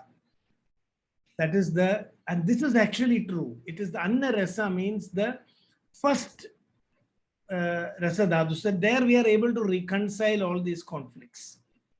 There has been difference of opinion, but this has also been reconciled. That amam annarasam kejit tu malasanchayam. Prathamam dosha dushtim va kejit amam prajakshya. So three viewpoints have actually emerged. So it's good that you brought that into discussion. So ama was looked at from three angles. One, that ama is, but even there it is anna rasam, it is not anna. It is not food, but anna rasa. That is when it has become rasa. And that is why I called it as the poshaka rasa. And then kejittu mala sanchayam, which is also, you know, when this anna rasa is not cooked properly, that is one stage of the formation of ama. Then subsequently, this leads to mala sanchayam, means improperly transformed substances begin to accumulate in the body. That is actually, these are different phases of the same process. So you cannot say that they are contradictory. Yes. And once this happens, prathamam dosha dushtim. Now, the point where dosha dushti happens, creating ama, that can also be considered as the starting point of ama. Yeah. So these, yeah. I think the key difference for us as practitioners is to differentiate between, you know, anna rasa and digestion, because of such a great emphasis on nutrition as a way to understand health and correct illnesses in, you know, modern times. We seem to believe that everything is just related to food and digestion. But I think in Sanskrit, you know, the term ama as unripe is slightly different to what we are discussing ama in this context, where you are emphasizing ama in the context of rasa. It's actually not just related to digestion, where we look at it as apakva and pakva, unripe and ripe. And I think that major difference with digestion and ama as linked to the rasa, I think is going to give us greater insights. And I think you have clarified it very well, Ram, I must say. Yeah. I can also say that the word apakwa can still be used to ama, because cooked food is not the body. So when we say is apakwa here, is that the body is not ripened. When the ama, because the rasa dhatu does not transform anymore, the body is not remade properly, because the function of the food is to reconstruct your body. Every day, the body is, you know, so the food as such is still separate from the body. When it becomes rasa dhatu, it's part of the body. And it is that rasa dhatu which has to transform as the body. It has to ripen into the body. In fact, by metabolism, the anna rasa transforms into the body itself. And if it is uncooked, so it is the uncooked or unripe rasa dhatu which we are calling as ama, rather than the uncooked food. So that is the difference. So I think the word pakwa will still be applicable here, but not with respect to the food, but, you know, with respect to the actual body. So yeah, so that's the thing. So now this, I explained this also, we can skip this slide. Ama is a product of impaired digestion, accumulation of, so all these three things give you, you know, multi-dimensional view of ama. So I think that was the golden moment where finally somebody had the courage to say these are all, you know, different aspects of the same understanding. We're dealing with the same phenomenon. And it was a great moment in the whole evolution of Ayurveda that they came to this reconciliation much, much later. As Vijay said, in the period of Caraka and Sushruta, they were all explaining in their own terms, and people got confused as to, are they contradicting each other? In many places, this is there. In fact, Vagbada himself was a great person at reconciliation. So he said, Swanya Tantra Virodhanam Pradeshanam Prakashaka. I'm trying to reconcile areas where actually there is no difference of opinion, but because of the way they expressed, it appears to be contradictory. But in some places, there are differences and they have remained like that. I mean, non-reconcilable. But ama, I think they arrived at a, you know, a reconciliation over many centuries. So in Ashtanga Hridaya, it is also mentioned that ama is formed by a process of fermentation. Now, ama can also ferment after it is formed. This makes it toxic. So this is another process which we call as ama visham. You know, the ama becoming, so when we are dealing with ama, it is not a toxin. Ayurveda does not consider ama as a toxin, visha. This is why I wanted to highlight this point. Today we talk about detox. Detox is not at all an Ayurvedic concept. Now, this is a concept we have borrowed from complementary medicine and imposed it on Ayurveda. Now we are facing the brunt because modern doctors are criticizing us, saying, what is the detox you are doing? Whereas Ayurveda never used the word detox for Panchakarma or Ama. When Ama becomes a toxin produces a crisis in the body. If it's either an acute poison or it causes chronic poisoning. That is a very different thing. And the Ayurvedic word for detox is agada, detoxifying the body. This is Visha Chikitsa, not Ama Chikitsa. So if Ama becomes Visha, then it is a problem. This is what we find in food poisoning or in certain conditions like where you have an acute infection. It is Ama Visham. Like if you have a very severe infection, the septicemia, all those things are coming under what is called as Ama Visham. And if you don't intervene very quickly there and neutralize the Ama Visha, which is difficult, the patient will die. A lot of people die when Ama Visha happens, even in modern medicine. Even with modern medicine, there is some casualty, which so Ayurveda says is viruddhobakramam, because the treatment that Ama needs is opposite to what Visha needs. So let me make it clear that Ayurveda says that we don't deal with Ama like with Visha. We deal with Visha separately. So if Ama and Visha come together, we cannot treat either, because the treatment for Visha is opposite to the treatment for Ama, and the treatment for Ama is opposite to the treatment for Visha. So this must be kept in mind. So I would strongly suggest that let us not use the word toxin for Ama. It is just a stressed metabolism.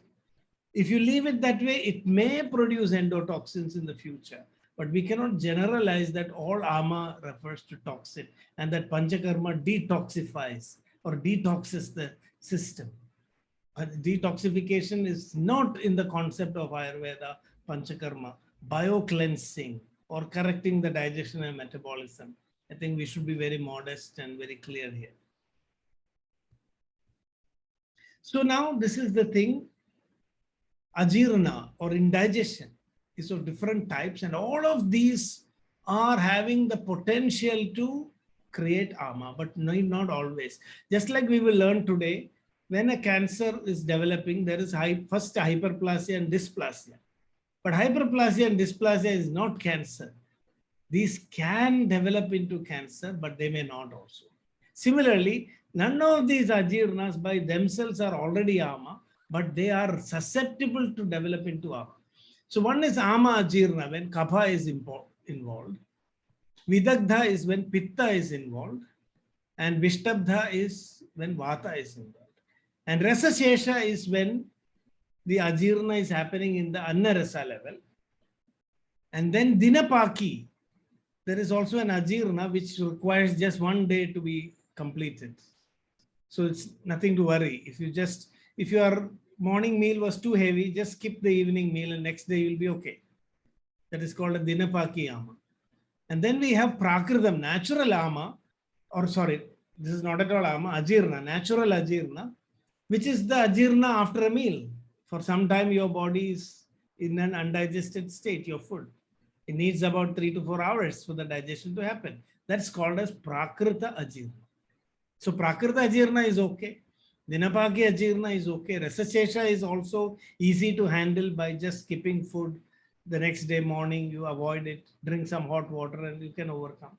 But these three, you will need medicines also, some herbs, home remedies. Home remedies are enough to handle Kapha Ajirna, Ajirnantu Kaphadamam, Vishtabdham Anilad Bhaved, Vidagdham cha Pittat. So this is the three types. So this Ajirna is very important to understand. If you catch the problem at the level of Ajirna itself, you can prevent Ama. So that is the practical principle. Eat with more awareness, food intelligence. Let eating become meditation. Then you can prevent Ama. Today, eating is so casual. I mean, there are no rules. We can eat anything at any time. You can have the food delivered. The moment you think of food, and lo and behold, it is there in front of you. And this was not possible I think in all the past history, even in our childhood, this was not possible. Today, midnight, if I'm hungry, I can order food and it just comes on my table. Even in my village, in a village where we are here now, this is possible. It's amazing.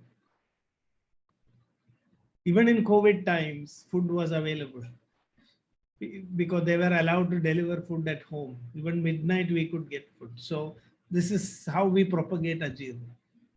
Now, if there is ama, what happens? Nothing may happen. The ama may just remain there, waiting for an opportunity. For a long, long time, many, many years, 10 years, 20 years before you develop heart disease or diabetes or cancer, it can slowly transform, build up, create blockages, create functional structural disturbances which we may not notice. It can be the basis for infections, your susceptibility to infection, because in Ayurveda we say microbes, their role is to recycle. Microbes are part of the great process of recycling in nature. So we should not think of a microbe-free world, because then there would be no recycling. There would be a lot of waste in the whole universe. Microbes are so essential. So microbes come when they get a signal that there is some waste to be recycled. So if you make your body into a bundle of waste, then you are inviting all the microbes in the world, because they come where there is waste. And infection from a microbe's point of view is, here is my food. I am supposed to transform it. And so the only way to prevent the real cleanliness is not, filling your body with all the ama, then using the sanitizer on your hands. Microbes are smarter than that. They can smell the ama inside your body.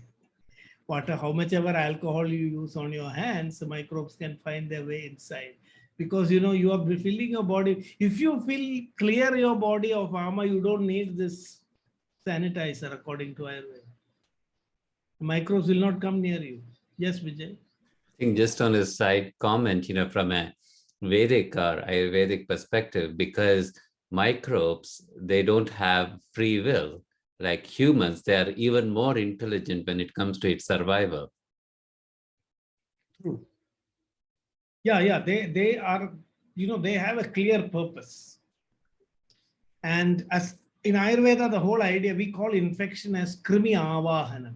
This term is used in avahana, means just like in a puja, we call a deva and then only they come. So the Ayurvedic idea is a microbe does not go uninvited, unlike humans. We go into places which are forbidden. We damage nature. Microbes come only invited. Krimi navahet. In Kushtatik Nidana, it is mentioned. Avahana of krimi. We create the circumstances, invite the krimis for a meal, and then there is no point in blaming them. They come. Of course, there are some virulent krimis which may enter. So those are called as visha krimis. They are separate. From them, you have to avoid. They are sometimes called as rakshas, pishachas, and all that. So that kind of virulent krimis are there. But then the other normal type of krimis, our body is also full of krimi. These microbes outnumber our cells. So we are having a close relationship with the sahaja krimis, as Caraka would put it. We are born with a lot of these krimis. Okay. So ama can also lead to, so this is all the basis. And now we are coming to cancer. How does ama create cancer? This is our big question today, right? And for that, we need to know the classification of ama in Ayurveda, based on quantity, based on quality, based on the signature of dosha, based on the location. Certain type of ama makes us susceptible to certain diseases. And these are diseases which are silent for a long time and then suddenly manifest. So if you look at the diseases that are the major cause for mortality and morbidity, number 1, heart disease. Number 2, cancer. Then diabetes. Then, respiratory diseases. If you look at all this, they are all caused, according to Ayurveda, by the type of ama which we call as lina, or which remains in the body for a long time and which is asymptomatic, no symptoms, till it reaches a critical point. So this habit of building up ama little by little over a long period of time, because if an ama is chala, it creates an acute condition. You're confronting the ama. It's a do or die situation. And after that, you come out of it. But in the lina ama, you won't know until it is too late. And all these diseases, heart disease, cancer, diabetes, all these non-communicable diseases that today is threatening us with, what you can say, a quantum leap in numbers. That is what, today is being predicted. A quantum leap in terms of incidence we can expect in the next few decades if we don't change our ways. And this is where I think this philosophy of Ayurveda, of body cleansing, of ama pachana, of ama removal, of rasayana assumes a great significance. I strongly believe that these numbers, we can do a quantum leap backward, not forward, if we bring this practice into the world. We can reduce the incidence of cardiovascular disease. We can reduce the incidence of cancer. We can reduce the incidence of diabetes. And I think the world would already be a much safer and healthier place to live in, because 70% of NCDs, 70% of death, mortality is attributed to NCDs. And if these NCDs are controlled, our healthcare burden would just plummet down to a very, very significant decrease. So I think this is a very powerful way in which I don't think we need to compete in any areas. We know there is a real need. This is also the area where modern healthcare, modern medicine is facing its greatest challenges. And this is an area where if we bring Ayurveda and traditional system, we can really show a change. So this concept is very important. We look at what is ama. Is it alpa, madhya, or bahu? This is very, very important to understand. And alpa ama is the most difficult to know, but it's more easy to manage in the beginning, because an alpa ama doesn't require any, and it is for dealing with alpa ama that we have mentioned upavasa, periodical upavasa, because we may not even notice it. That's why Ayurveda says, okay, fast in a week, one day take a break, or at least, once in 2 weeks, or even once in a month. If you fast, you can deal with alpa. So if you ask, how do I know if I have alpa ama, then it's very difficult to know that. That is why they say do fasting anyway, because we may not be able to know. We don't have a test to know whether our body has alpa ama. We can infer. You can be sure if you had stress, if you did some violations in your diet or lifestyle, ama would have developed in your system. I think so. We can go with that. And madhya ama is moderate quantity. And this also doesn't need drastic panchakarma and doing panchakarma when it is not necessary. And I distinguish between panchakarma and shodhana. When you do any one of the procedures, we can only call it as shodhana. Panchakarma is when you do all the 5 in a sequence, and in a pattern. And that is not always necessary. And in fact, if you try that always, you might even harm the patient. After panchakarma, panchatvam, means you go back to the Panchamabudas. And most people cannot withstand this whole procedure of panchakarma. So shodhana is enough most of the time.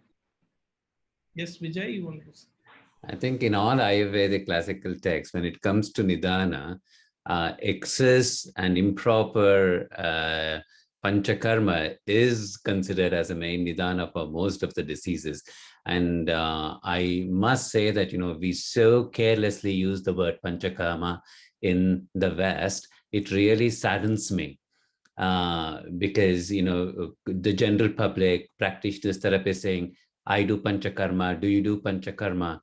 And I think it would be so much necessary to differentiate between panchakarma and shodhana. And as you say, to be humble and say, I use shodhana, because there are such different concepts and processes. And actually, this classification of ama is a good way to rationalize. Like panchakarma is needed. Bahudoshasya lingani tasmai samshodhanam hitam. Even shodhana is necessary only if a person has bahudosha. And only if all the tridoshas have accumulated, to such a saturation point, panchakarmas are needed, because panchakarma is for cleansing all the three doshas at the same time. If you have predominantly kapha dosha sanchaya, only vamana is enough.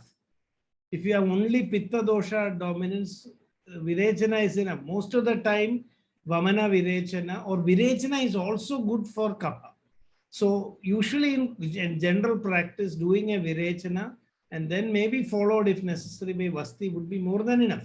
We may not always have to do vamana, and it's not possible in everybody also to do that, especially today when people have a lot of comorbidities and all that. So we have to look at only bahudosha requires shodhana, and within bahudosha, only those with very high levels of tridosha accumulation would need panchaka. Then the second thing is whether we should do panchakarma directly. A lot of people do panchakarma with no effect.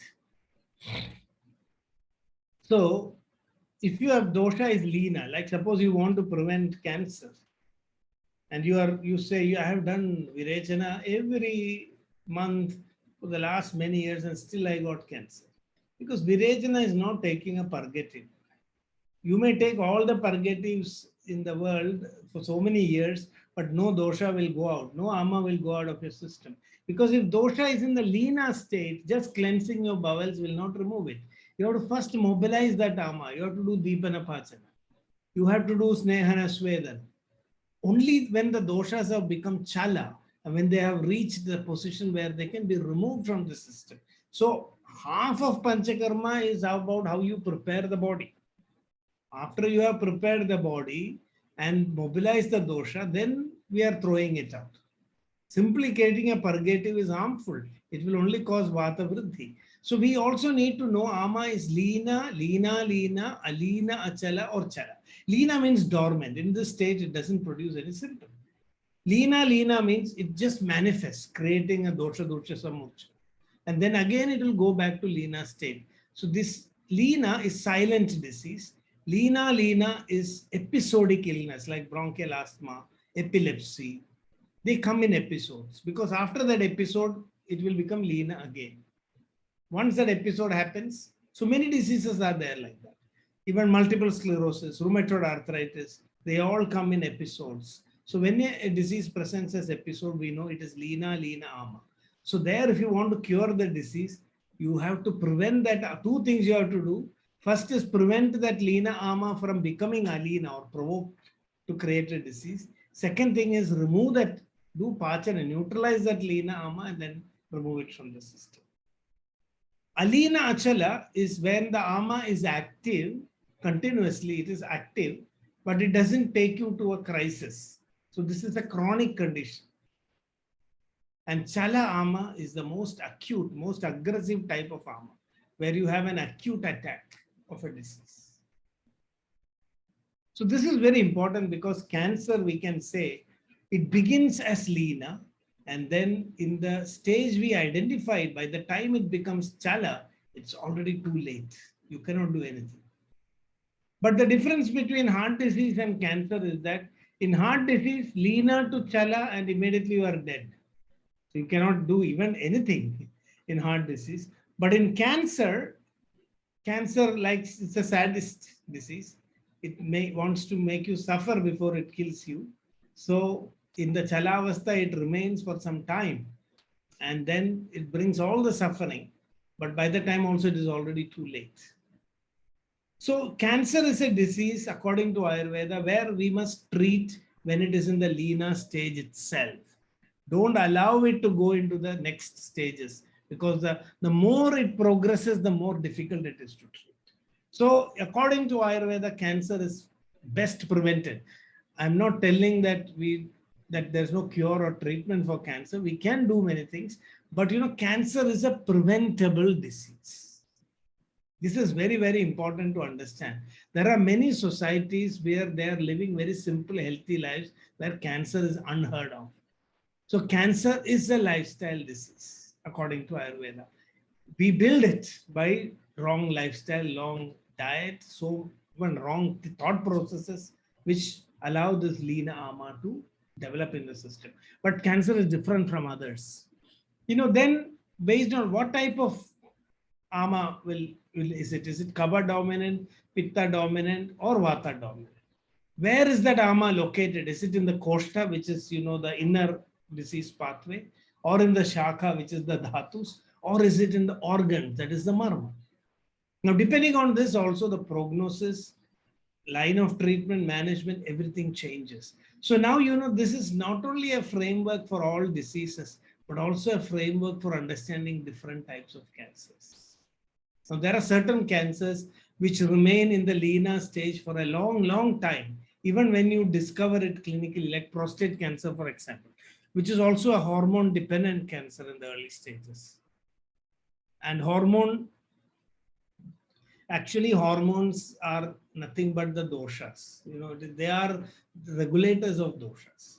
So when you say in women, the first phase of menstruation is a Vata Kapha dominant state. So the hormones that work up to ovulation is Vata Kapha dominant. Then after ovulation comes the Pitta Rekta stage, where the menstruation is going to come. This is a Pitta Rekta dominant stage. So hormones are nothing but combination of doshas. They are just every hormone you can relate to a doshic combination. I have not completely, yes, Dr. Vijay. That's a very important point, Ram, for us, because many of us have been taught that, hormones are Pitta. No, it is not fully Pitta. Yeah, so it's a very important thing that you're highlighting, that actually hormones is much like the regulation of Vata, Pitta, and Kapha. And depending on the stages, there is a dominance of a certain doshic activity, which can be correlated to a dominance in certain aspect of the hormones. I think to take our minds from very simple thinking that Pitta is hormones, Vata is nervous system, and Kapha is structure, is what actually confuses us in understanding Ayurveda on a practical level. The thing is, clinically what I've found is if we break down the hormonal activity to a particular doshic combination, then it works. Because if I think of all hormones as Pitta, I would be only giving Pitta treatment, and that doesn't work. So if I know by the function of the hormone, I can understand whether it is related to Vata, Pitta, or a combination of that. And once I know the doshic signature of a hormone, this is what I learned from my practice. From the hormone and its function, like a growth hormone, a purely growth hormone would be a Kapha kind of thing that is happening in the body. Something which is destructive or, causing a reduction of growth, and that would be, more in the Vata spectrum. And most of the hormones are not single dosha. That's what I found. They are actually combinations because, they are helping to balance the movement of the doshas in the body. So if you look at thyroid also, in hypothyroidism, we give a Vata Kapha treatment. And in hyperthyroidism, we do a Pitta Rekta treatment. So again, here you can see the correlation, and you can see that the problems with female reproductive system and thyroid are also very much linked. Women get this almost together. They have a hormonal problem in the uterus, and also they get associated with the particular type of thyroid dysfunction. Yes, Vijay? And Ram, at some stage, it would be really helpful for us also, to consider Sushruta's viewpoint of doshas as Vata, Pitta, Kapha, and Rakta, because the more we touch upon endocrinology or hormone-related conditions, which are very common in our practice, whether it is cancer or thyroid or other autoimmune conditions, because we don't necessarily apply the concept of Rakta as a dosha. That also kind of limits our ability to interpret. But within this very short kind of description that you have given, you have taken us to understanding Vata, Vata, Kapha, Pitta, Rakta. I think that would greatly help for a lot of us to clarify how we can actually even look at Rakta as something like a dosha. Yeah, actually, Sushruta has not really accepted Rakta as a dosha. But, he says that any dhatu can also function like a dosha. Because this is the story, Ghrita Dahavat. Ghrita Dahavat means when ghee burns, we say ghee burns, but it is the heat in the ghee that burns. It's not really the ghee that burns. So, रसादिस्थेषु दोषेषु व्याधयः सम्भवन्ति ये तज्जान् इत्युपचारेण तान् आहुर्घृतदाहवत्. So when rasa is under the influence of a dosha, rakta is under the influence of pitta, those dhatus also behave as if they are a dosha. This word distinction between Vata, dosha, dhatu and mala is not very strict and compartmentalized in Ayurveda. A dosha can also be considered as a dhatu. A dhatu can also be considered as a dosha. And a mala can also be a dhatu when it is supporting the body. So in that sense, there are some peculiarities about rasa dhatu also, rakta dhatu also. Strictly in Ayurveda, we distinguish rasa and rakta. Rasa is circulating everywhere. So in circulation, Ayurveda, it is rasa chankramanam, not rakta chankramanam. For us, it's not blood which circulates. Blood is actually trapped in the vasculature. It is neither in the koshta, nor in the shaka, nor in the marma. It is trapped in the vasculature, because if blood moves out of the capillaries, we call it bleeding. Through the capillaries, only the rasa dhatu is moving out. So that is the reason why Rakta has been given. When the doshas affect the Rakta dhatu, that's stagnation. That is why bloodletting also became an important concept. There's no Shuddhi Marga for Rakta. All other dhatus, we can actually do the pachana, bring it to the koshta and then remove it. Rakta dhatu, we cannot do that because it is Jiva Shonitam. If you try to do that, it is called intestine. If you cannot bring blood into your koshta because it will be bleeding. You cannot bring blood. So we very carefully remove blood from that point of stagnation. And that's actually the concept of Rakta Moksha. The European bloodletting was for any disease they used to do bloodletting. In Ayurveda, it is not like that. Unless it is indicated, you don't have to do it. Shitoshna snigdha rukshadhyarna vyadhirupa shamyati. Because all other dhatus, if we treat the dosha, we can pacify that dhatu, not rakta dhatu. Even if we treat... Yeah.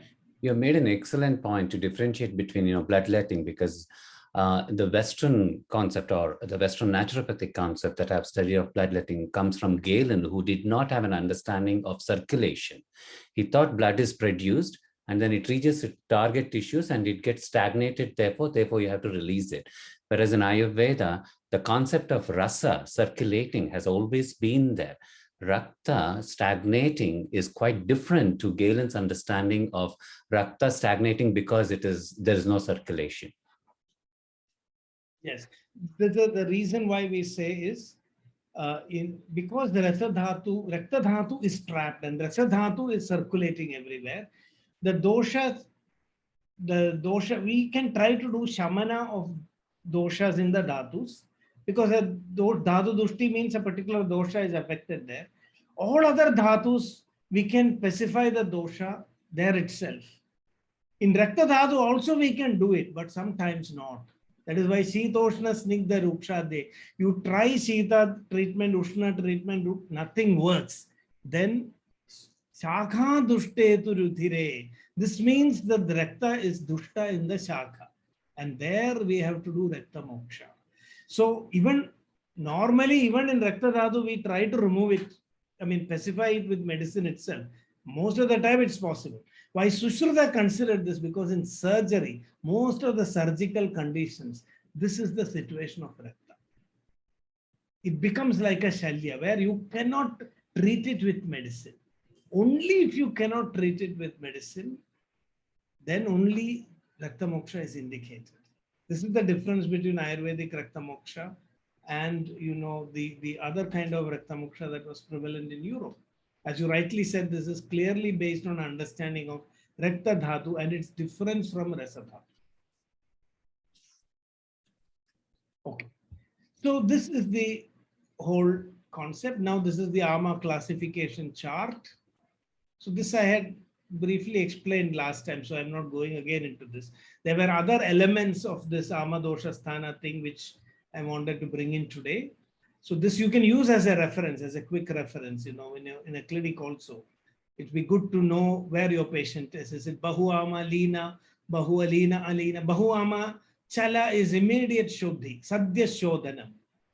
When a person has Bahu Dosha and Chala Dosha, no Sneha Sweda is required. No Deepana Pajana is required. The body is already trying to throw. So you can just do immediate. So Sadhyo Vamana is there. Many people think that Sadhyo Vamana is a convenient way. It is not a convenient way. You cannot do Sadhyo Vamana in everybody. Only if the dosha is Chala, then only you can do Sadhyo Vamana. Which means it is in all other patients, if the dosha is in Lina or Alina, in these conditions, we have to do Sneha Sweda Purvaka Shodha. So today people say it's a quick method, easy method. Then you are not doing Shodhana. If you do Shodhana, Sadhya Shodhana, which means without any Sneha Sweda, you are in the clinic, a person is coming immediately making vomit. That is a crime actually. That is a Vega Udirana, which means you are forcing a Vega. And that is not healthy. When you do Panchakarma, what happens is your body is itself trying to vomit or to purge. And the medicine is only facilitating it. Because you must remember, bowel movement is also a Vega. Vomiting is also a Vega. And you should neither provoke a Veda nor suppress it. So if you simply give an emetic, that is a violation against the Vedas.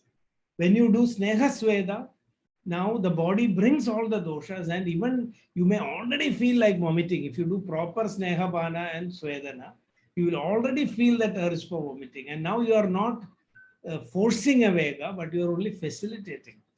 That facilitation is actually Vamana and Virechana. So that is the whole concept. Then, so this is what, yes, that is Rajiv Raja is asking, and I'm exactly in that answer. Very simple way to understand whether a disease is Ama or Bahu Alpa, what I'm using in my clinic. Of course, it's a quick clinical judgment. You have to verify it based on the response that you get, but it's very easy. If a person comes with a very acute disease, it is very clear it is Chala Ama. If it is a chronic disease, it means it is Achala. It is not Lina, but it is Achala. So in a Chala disease, immediate Shodhana will definitely help the patient. You don't have to wait. You don't have to put them on a Panchakarma procedure or anything. Just give. If it is chronic, then you have to do at least a little Pachana or a little Swedana. Too much of Snehabana is not required. Snehabana is required when the doshas are deep-seated. In Lina, in Lina, it is episodic. Any disease presenting as episodic means Ama is in Lina stage. And if the disease is totally silent, which is the most challenging part, because we wouldn't be able to identify it, then you have to do the entire process. Deepana Pachana, Lekhana, Snehabana, then Swedana, and then only you can remove the doshas. And today this is more and more needed because what we are having in our system is the leaner type of Ama, where you seem apparently healthy. Nothing is there. I'm eating all junk food, no problem. The problem is just waiting. It will come one day. And by the time it comes, it will be too late. So signs, if you are feeling that irritation is called Ragadi Roga. I'm not feeling happy. I'm not feeling so comfortable. then it means there is something wrong. There is ama in your system. Because you should be able to celebrate your existence. If you are healthy means in bliss. Yaha, I exist. That is, you just cannot avoid expressing that inner bliss. If that is not there, you are unhealthy according to Ayurveda. Sukha samjnagam arogyam. Health means when you are naturally, spontaneously happy. You feel celebration of life. You feel connected to yourself inside and to the whole of creation. You have no reason to be unhappy. Today, the problem is if you have a reason to be happy, you are unhealthy. That's what Ayurveda says. For happiness alone, you shouldn't have a reason to be happy. Being alive is enough, sufficient reason to be happy. I have a question, Ram. Ram, we often seem to believe that by looking at the tongue, we can comment on ama, whether there is ama or there is no ama. But the classical understanding of Ayurveda's way of understanding ama is in the context of development of the roga, or as a understanding the pathology or roga. What would be your comment, about the very simplistic way of saying that I assess ama by looking at the tongue? Yes, there is a value in looking at the tongue and commenting on it, but the difference between assessment of ama through Jifa Pariksha and the way how you are looking at ama as understanding it as chala, achala, lina and chala. Can you comment on that, Ram, please? It's a good question. The thing is, in India, in Ayurveda, as you know, we had the habit of cleaning the tongue. So the morning when you wake up, you do expect the tongue to be coated, and that is natural. So the tongue is useful, though the classical texts have never said, this is something which has been transmitted orally. No classical textbook of Ayurveda has told coated tongue as a clear indication of ama. It's not discussed in the text. But clinicians have been telling that, and there is some value in that, I agree. But the thing is, what I look at is, there are many people who don't even scrape their tongues. So even after scraping and cleaning your mouth in the morning, if there is still a tendency for coating to come in your tongue, only then it can be an indication of ama. That is one thing. And also there are many things like, how that coating even changes in the tongue. Tongue can be red and it could be a sign of vidagdha ama, because ama is of different types also. So it is not just that coating alone. You can say that it is ama is too simplistic, I think, because cracking of the tongue, that is a sign of Vishtabdha. So if it is Vata dominant type of ajirna that has happened, and another reason why I think our acharyas didn't say that, for me, I think the tongue is more an indication that the preconditions for ama is there in the body, not that ama may itself have happened. Because the stomach and the digestive system, the tongue are interrelated. So the tongue reflects the condition of the digestive system. So what type of dosha is predominating in your digestive system? This is how Ayurveda looked at it. Today, I understand that tongue diagnosis is also discussed in terms of, mapping the condition of the whole body. We have in modern, this is not Ayurvedic. I think this has probably come from Chinese medicine, other systems. And I think we can use it if it is, we are able to corroborate it in our own practice. You need some skill. I've seen some people being very good at it, looking at the tongue and even identifying, which organ. But there's still a lot of subjectivity. We have not been able to bring it out into a very systematic and, verifiable manner. But I can only give some suggestions that to be careful about this, that it's not just always a coating, means ama, because ama can sometimes be deceptive, especially a vidagdha ama or vata type of ama. You may not find much coating on your tongue. You may find other characteristics. And also it may only mean that your digestion is affected. It may not necessarily mean that you already have developed ama in the system, because that in Ayurveda, two clear signs, sroto rotha balabhramsha. That is when balabhramsha happens, when you feel that strength is gone, that prasannata of your mind is gone, you feel that drop in vitality. That is the critical point where we would clearly say ama is now translating into a dysfunction in your system. But examining the tongue would be very helpful, because if you can, the tongue is like a mirror of your digestive system. It's a very good tool to assess the condition of your Agni. And so if you make sure that your tongue is clean, it means definitely that you're preventing ama. Is that clear? Yeah. So while I agree that the tongue is helpful, I'm only suggesting that the ama can come in various vikalpas of doshas. So just looking for a thick coating, which is more dominant in the Kapha type of ama, that alone you don't get misleaded. But I'm sure if we can work behind, somebody has to do that work, identify, take a lot of tongue pictures and correlate it with Paitiga, Kapha, and then maybe we can identify a pattern. I think that would be very useful for today's clinicians, and then we would be able to even distinguish different conditions based on what you see on the tongue. But somebody has to do that, because what I have found is that most of the tongue diagnosis parameters are organ based, and they're not primarily coming from dosha correlations, because they're not directly from Ayurveda. We have mentioned Jihva Pariksha as one of the Ashta Sthanas, but the details are not there in the text. So I think some new work needs to be done there. Okay, so the next thing, we really have to move fast, because we have cancer coming up. And now I think this gives us a very good backdrop to understand cancer from the ama dosha sthana concept. So once we have assessed the ama, the purpose of assessing ama is to know whether you have to do shodhana chikitsa or shamana chikitsa, whether you have to do lankhana treatment or brahmana treatment. That we decide by the time we assess ama. We have to decide what type of treatment should I do. Does this patient require lankhana treatment? If lankhana treatment, does he require shodhana also, or only shamana, lankhana, or does he need brahmana? And anyway, after this, we'll have to do rasayana. This is for any disease that is like this. So let me ask a question.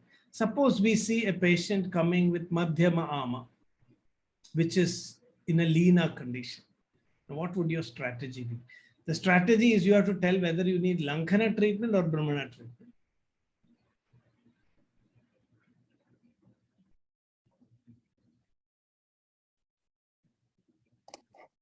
Surely if there's any ama, then it should always be lankhana. That's correct. No doubt about that. Now, within lankhana, what type of treatment would you need? Now, I'll give you the options. A full-fledged shodhana or a pachana shodhana, which means you are doing the pachana of the dosha and giving medicines to on a regular basis. Like you may give a kashaya, which is giving a little boost bowels every day, but not a full-fledged shodhana. Or is it enough that you just do the other type of lankhana, that is deepanam, pachanam, kshutra, vyayama, that is exercise, diet, lifestyle, or deepana, pachana medicines? If it is madhyama leena, what is it that you would do? Option 3, option 2. Yeah, actually lankhana pachanam is mentioned for madhyama ama. Not always shodhana is necessary. Some medications are needed, and if possible, we may need to include some pachana medicines also. But deepana pachana is necessary. A leena ama cannot be handled just with fasting also, because it is very deep-seated. And you need some medicines to actually separate it and bring it out into the open. So leenatvam, both are important, madhyama or leena. Now, if it is a madhyama dosha, madhyama ama chala, in chala state, what would be the treatment? Option 1, but mrudu shodhana, not very drastic shodhana. Mrudu shodhana is enough because it is madhyama. But if it is bahu ama chala, then we need to do a full-fledged shodhana. So this assessment gives us a clear plan now what type of treatment we should do. Whether it is cancer, whether it is diabetes, whether it doesn't matter. That is the, yes, Kate. With the Lena, you've already said that it's quite hard to assess. It's basically a sort of general feeling of unease, something's not right, the vitality is gone. So how can you then break that down into whether it's Bahu, Majjhima, if it's already so difficult to assess?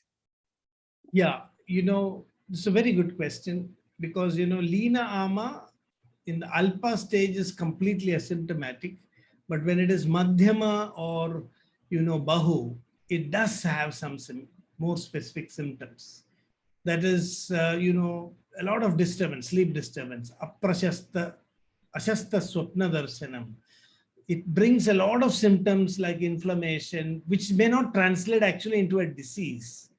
So there would be discomforts. You may have, even when you do a blood test, you might find you are on the borderline of many diseases, like, you are borderline high cholesterol or pre-hypertension or pre-diabetes. So Bahuama, that large quantity itself is overwhelming.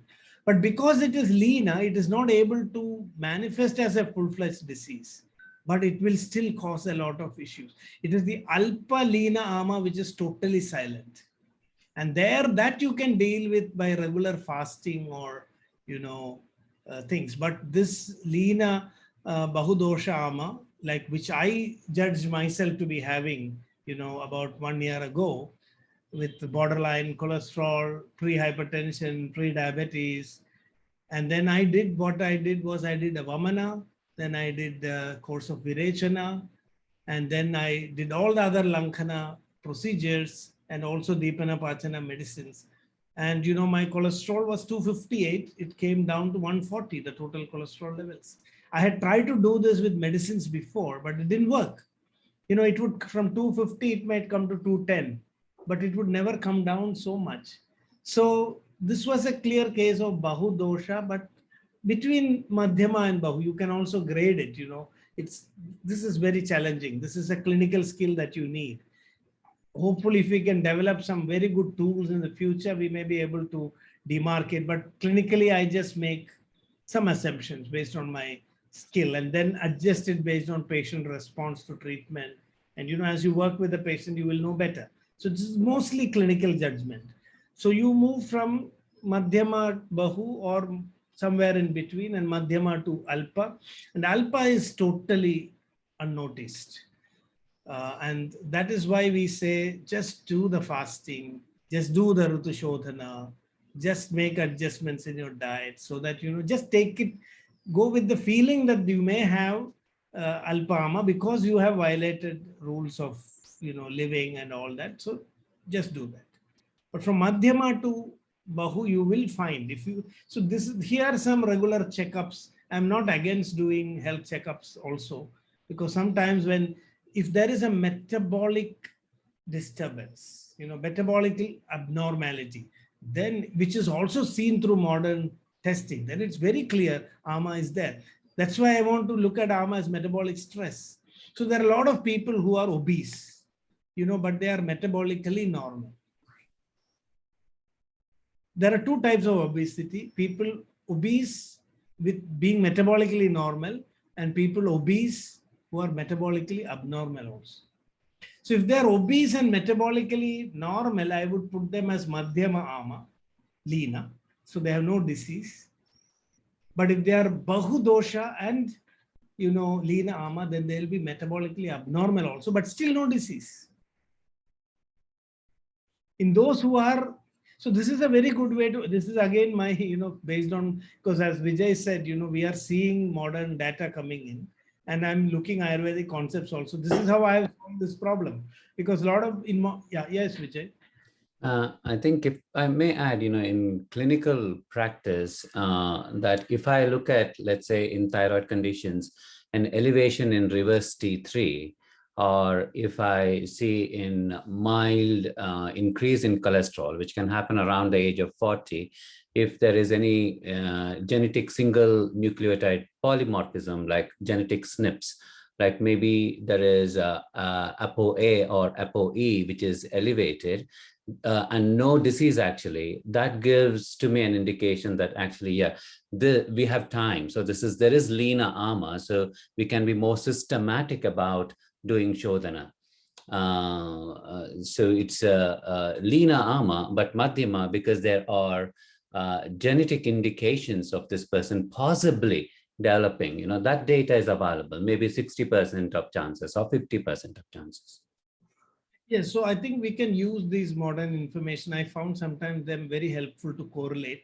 So when somebody comes with a problem, if they are obese, then it's quite clear they have ama, but then they are metabolically normal. I've seen so many patients like that. Today, there are studies which clearly tell us that even if they are metabolically normal, treat them as diseased, because they will eventually go to metabolic abnormality, which means that Madhyama dosha will become Bhava dosha from an Ayurvedic perspective, and they will develop the disease. So it's only a matter of time.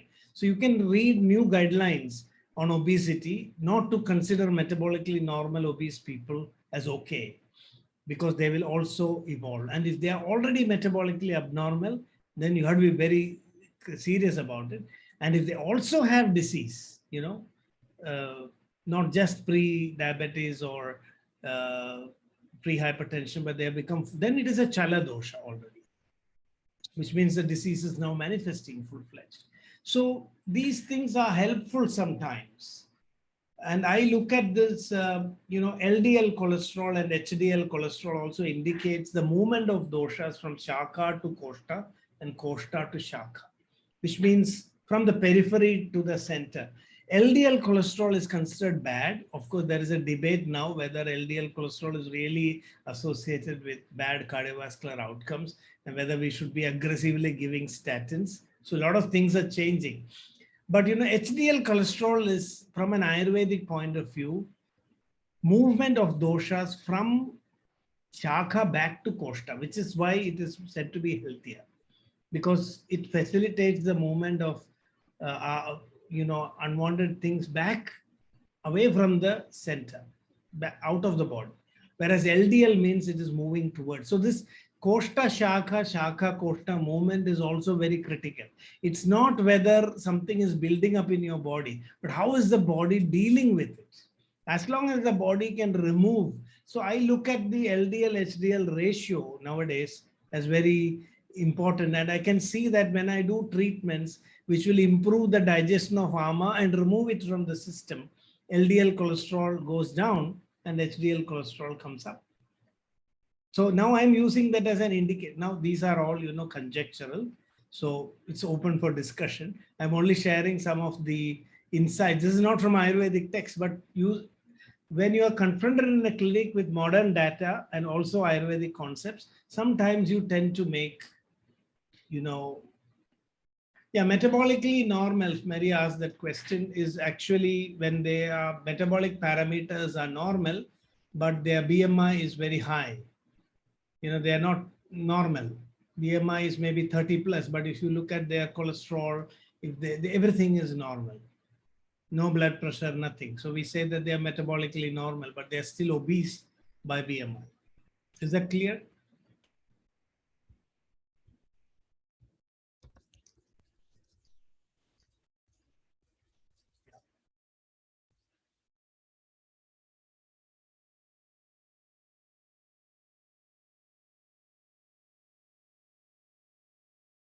So there are many theories. Some people say that metabolically normal obese people are protected from adverse effects following weight gain. There is also a theory that metabolically healthy obesity. Is there something called metabolically healthy obesity? So this is a very interesting, and there is also the theory of metabolically obese but normal weight. This we can explain this from the point of view of doshas. A metabolically obese person is whose weight is within normal limits, but they have high cholesterol levels. We see this also in clinical practice. Is that not?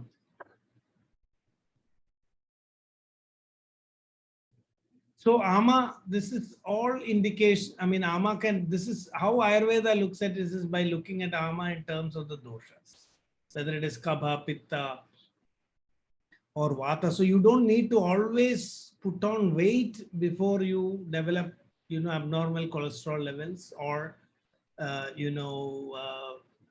mean, even hypertension. They can happen through other pathways also, through other ways of doshic imbalance. So metabolically normal, but BMI wise obese, BMI wise normal, but metabolically abnormal. All these combinations are there. And it would be, I would suggest that you can think about it. How do you classify it using the Ayurvedic concept of Lina, Alina, and different types of Ama, Alpa, and all that. So, I don't know, you can guess that there is two types of dosha vriddhi, that is Chaya Purvakam and Achaya Purvakam. In one type of dosha imbalance, first the Chaya or accumulation of dosha has to happen. After that only dosha kopa will happen. In some conditions, without any Chaya, there is a sudden increase of the dosha itself. So when you have metabolic obesity without weight gain, it means it is a Achaya Purvaka kopa. Without a Chaya, the doshas have gone aggravation. Is that clear? Is that clear to everyone? I mean, so complex. I used a lot of Sanskrit.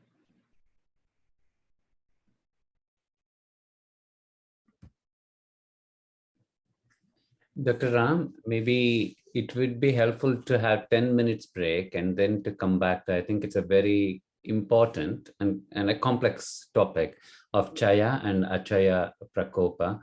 I think, when we come back from the break, if you could also explain the difference between Chaya Prakopa Prashama way of thinking, Chaya Prakopa and Sthana Samshaya way of thinking. And if you can contextualize Chaya Prakopa, Achaya Prakopa, that will be very helpful for us as clinicians. But maybe we should take a 10 minutes break. Is that okay to come back to that topic? Sure. Yeah, okay. So it's 12:13 on my computer. Can we be back at 12:30, please? Yeah. So that gives us 15 minutes break, 17 minutes break. Yeah. Ram, yeah, we are all ready for you. Yeah. So yes, so this is the thing. So we were talking about, Chaya, Prakopa, Prashama is, doshas increase gradually, accumulate, and when it reaches a critical point, then it aggravates. So that is called as Kopa. That is what normally happens. This is called Chaya and Prakopa. And just when it aggravates, the body, as I told you, it bounces back to normalcy because of the seasonal changes, or because if we are following our normal lifestyles, healthy lifestyles, then doshas usually they go from Chaya to Prakopa because this is inevitable due to the movement of day and night and due to the seasons. Chaya doshas will increase, it will reach a point of aggravation, but then it bounces back to normalcy. If it fails to do this, then only the disease process initiates, which is the Sthana Samshraya. After Chaya Prakopa, instead of Prashama, it goes to Prasara Sthana Samshraya Vyakti Bheda. So sometimes doshas can also aggravate just like that, without any Chaya. There has been no accumulation, but there will be a sudden aggravation of the dosha. This could be due to predisposing factors like your prakriti or genetics, so that doshas don't have to wait to go through a Chaya. That is what I was trying to explain. Metabolically obese, you look at a person's metabolic profile, he seems to have high cholesterol, pre-hypertension, diabetes, but BMI is normal.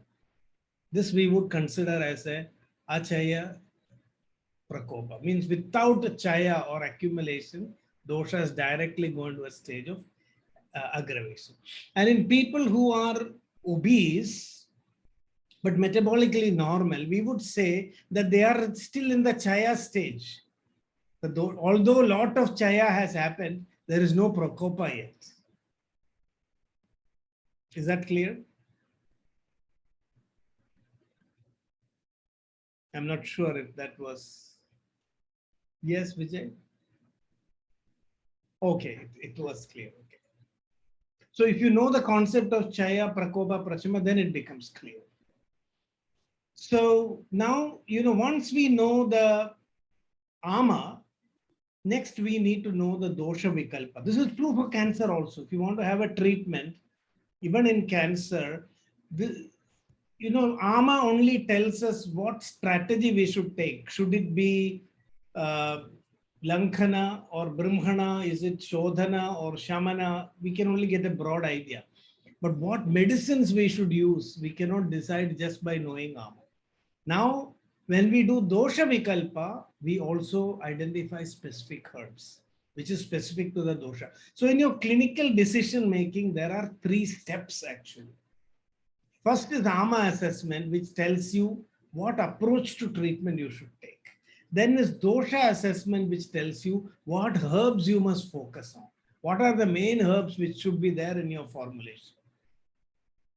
In Ayurveda, there are so many herbs, so many formulations. Which do we use where? This is so if it is Vata alone, then you choose a particular formulation. If it is Vata Pitta, you would use another form. So if it is a cancer, which I find Vata Pitta dominant, then I might go for a medicine like Drakshadi. If it is Pitta, I might go for a medicine like Vidaryadi. If it is Pitta Vata, then I will go for Drakshadi. If it is Kapha Vata, then I will go for Gugulu Tiktakam. So depending on the dosha dominance. So for us, it doesn't matter whether it's a sarcoma or lipoma or adenocarcinoma. For us, what is important is what is the dosha vikalpa there. And the dosha vikalpa we understand by analyzing the clinical symptoms as well as the nature or spread of the cancer. Very, very aggressive, fast spreading cancer is Vata Paitika. It is like Vata Pitta. Vata Pitta is like fire, spreading fire. Now, Pitta Vata is a cancer which is, very ulcerating but very localized. It's like a laser beam, whereas Vata Pitta is like a spreading cancer. So this here, how Ayurveda can assess cancer from Ayurvedic perspective, if we look at the modern descriptions very carefully, you can see the telltale signs of doshas there. A Vata Kapha type of cancer would be more, bulky and very slow growing, painless, but very stony. If you see such a presentation, we assume that it is Vata Kapha dominant. And a Pitta Kapha dominant, cancerous growth would be very easily, suppurating. It will produce a lot of pus. So if you look at breast cancer after a certain stage, it shows signs of a Pitta Kapha manifestation, suppuration and, srava and all that. So you would use medicines which are also Pitta Kapha specific, depending on the presentation of the cancer. This is really very, very important in Ayurveda. Don't think that for Ayurveda, cancer is Balladaga or Chitraga or Ashwagandha. This is the mistake we make because we don't do the dosha vikalpa. So some people may have benefited from Ashwagandha, but Ashwagandha is generally Vata Kapahara, but it's slightly Pitta aggravating. So if you're not very careful with where you use Ashwagandha, you may not get a positive result. The problem is that when we look at herbs today, we are looking at is as if it is good for cancer, then for every cancer we give that. This can be very, very dangerous. A Vata Kapha dominant disease, tumor, we can use Bhalataka. But if Pitta is dominant, you shouldn't use Bhalataka. So this is the importance of distinguishing cancers based on the dosha. So you must, first of all, my question is it a single dosha dominant cancer? Is it a dual dosha? See, in all cancers, all the 3 doshas are there. But which is the dominant? Accordingly, we have to choose the medications. And in my opinion, this is what really makes the distinction between, success and failure in cancer treatment. I find the biggest challenge for Ayurveda clinicians is to choose which combinations we should use in which type of cancer and in which patient. So dosha classification really helps us to pin down on certain herbs and formulations. And then we have the sthana. Where is the cancer? This is also important. Is it in the kosha, which is, the alimentary tract? So gastric cancer, the adenocarcinomas in the intestine, colorectal cancer, they are all to be treated with a particular approach because they are in the kosha. Now, if the cancer is in the shakha, which means in the rasa, rakta, or now leukemias are shakha-gada cancers, according to Ayurveda. They are in the shakha, they are in the rakta dhatu. So they have to be treated in a different way. Similarly, bone cancer is also shakha-gada cancer. It is in the shakha. So you have to add medicines. This is the third part. When you know the sthana, you are able to target the medicine to that particular sthana. Then only it will work. So it is not only important that you choose the strategy of treatment, you choose the right herbs, but you must also target them to the specific location.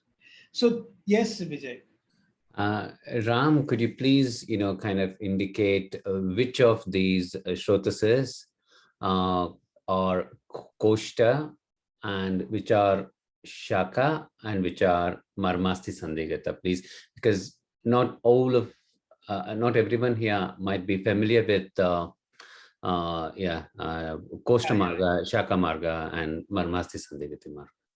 The kosha is the antasrota, the input, and the gross output, the entire alimentary tract, right from the mouth to the anus, where everything. This is the central core of the body, where we receive food from the outside universe, do the preliminary processing, and eliminate the waste. So pranavaha srotas, udagavaha srotas, annavaha srotas, these are all connected to the kosha. But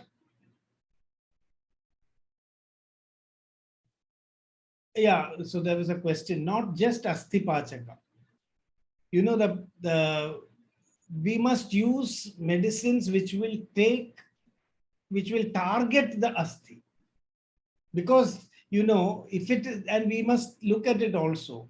Modern science tells us that if a breast cancer metastasis happens, the metastasized tumor is similar to breast cancer tumor only. It is not connected to that tissue where it is metastasized. If a liver cancer has a metastasis, it is the liver cancer which goes to other parts. So we have to target that particular dosha vikalpa which is there in the original cancer, but make sure the medicines reach, that particular sthana. So just by doing an asthipachana alone, the cancer cannot be handled. I hope that is clear. In sthana, we are doing the targeting, like bringing the medicine to the location where the cancer is manifesting. And in dosha vikalpa, we are choosing the herbs. So now I will come to this. The udagavaha, annavaha srotas, the purishavaha srotas, these are part of the kosha. The pranavaha srotas is partly, it is connected to the kosha, but it is also linked to the shaka, because it is going to the lungs, not to the, but the passage, there is some common pathway, of the pranavaha and the annavaha srotas. So, but strictly speaking, it is not in the kosha. It is coming into the shaka. And because we know that for any blockage of the pranavaha srotas, like bronchial asthma, the shaka dosha has to go to the shaka.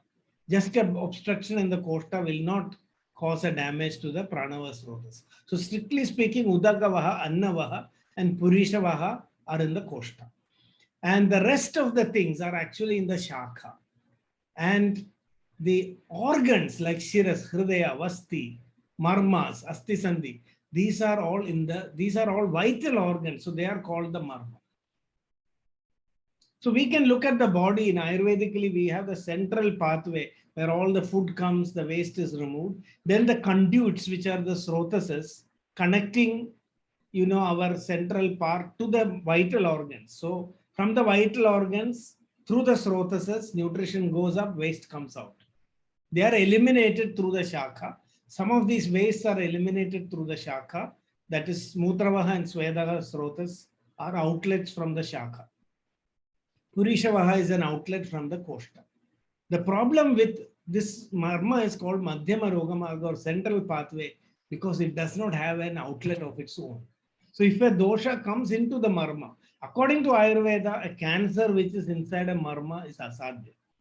Having said that, I have seen clinicians treat marmagada cancers also. If you are a very good clinician, you can even treat a cancer that is undergone metastasis. Is that clear? Just a second.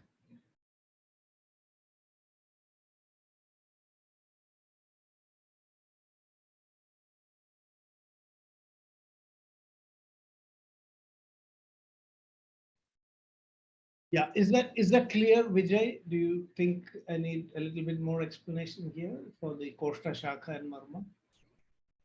Yeah, it's clear. I think, for those who have studied Dosha Gati and Vyadhi Marga, it will be clear. But I think if the knowledge of Dosha Gati... Yeah, I would like to know if anybody needs explanation, if it can be indicated which area I should, then, we can save time rather than my... So if I can get some indication from anybody, I mean, which is the area you need more clarity. Because this is very, very fundamental, the Koshta, Shaka, Marma. And the entire therapeutic regimen is based on this understanding. So if you can put some yes or no, like that you have an understanding of Koshta-oriented conditions, Shaka-oriented conditions, and Marma-oriented conditions, I think that will help. Yeah, I get the responses so far that fine to continue. It's clear. More of... Okay, continue then, Ram. Yeah, okay. And then, I can, because we have to get into the core of our discussion. Otherwise, we will get stuck with just Ama, Dosha and Sthana. I would like to get into cancer also and complete it in this hour because this is the only time we have. So I hope it is clear that even in cancer, we follow the Ama, Dosha, Sthana approach. And this is the key thing, that if we develop a treatment protocol for cancer, this is the way we can address the diversity of cancer according to stages. So in my next slides, I'm going to show how we can classify cancer based on Ama, Dosha, Sthana into these various stages. And then we would be able to identify specific treatment, formulation, specific way to target, to these different locations.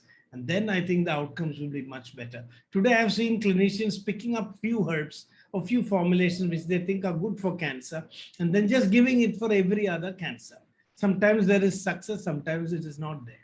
So we would become more predictable and more, effective. And we will also know, see, Ayurvedic texts have clearly said that Arbuda is a difficult disease to cure.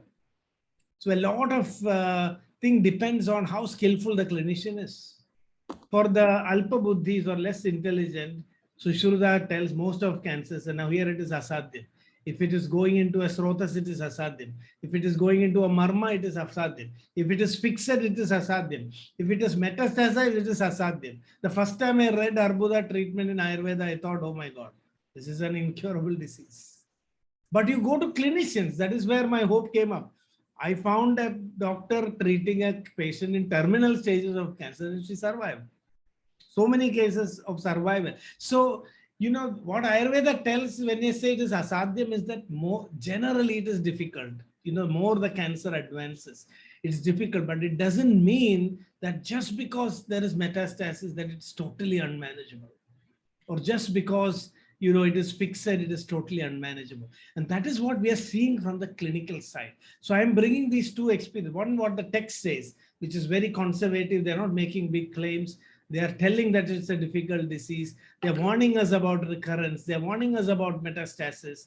They're warning about cancers which are very invasive and go into vital organs, but they still give us indications for treatment and clinical skills. So there is a term used in Ayurveda, Arbudajna, the one who is specialized in Arbuda. This means that was the Ayurvedic oncologist from thousands of years ago, who was an expert in dealing with Arbudas. He was called as an Arbudajna by Sushruta, the one who knows Arbuda. who has enough experience with Arbuda.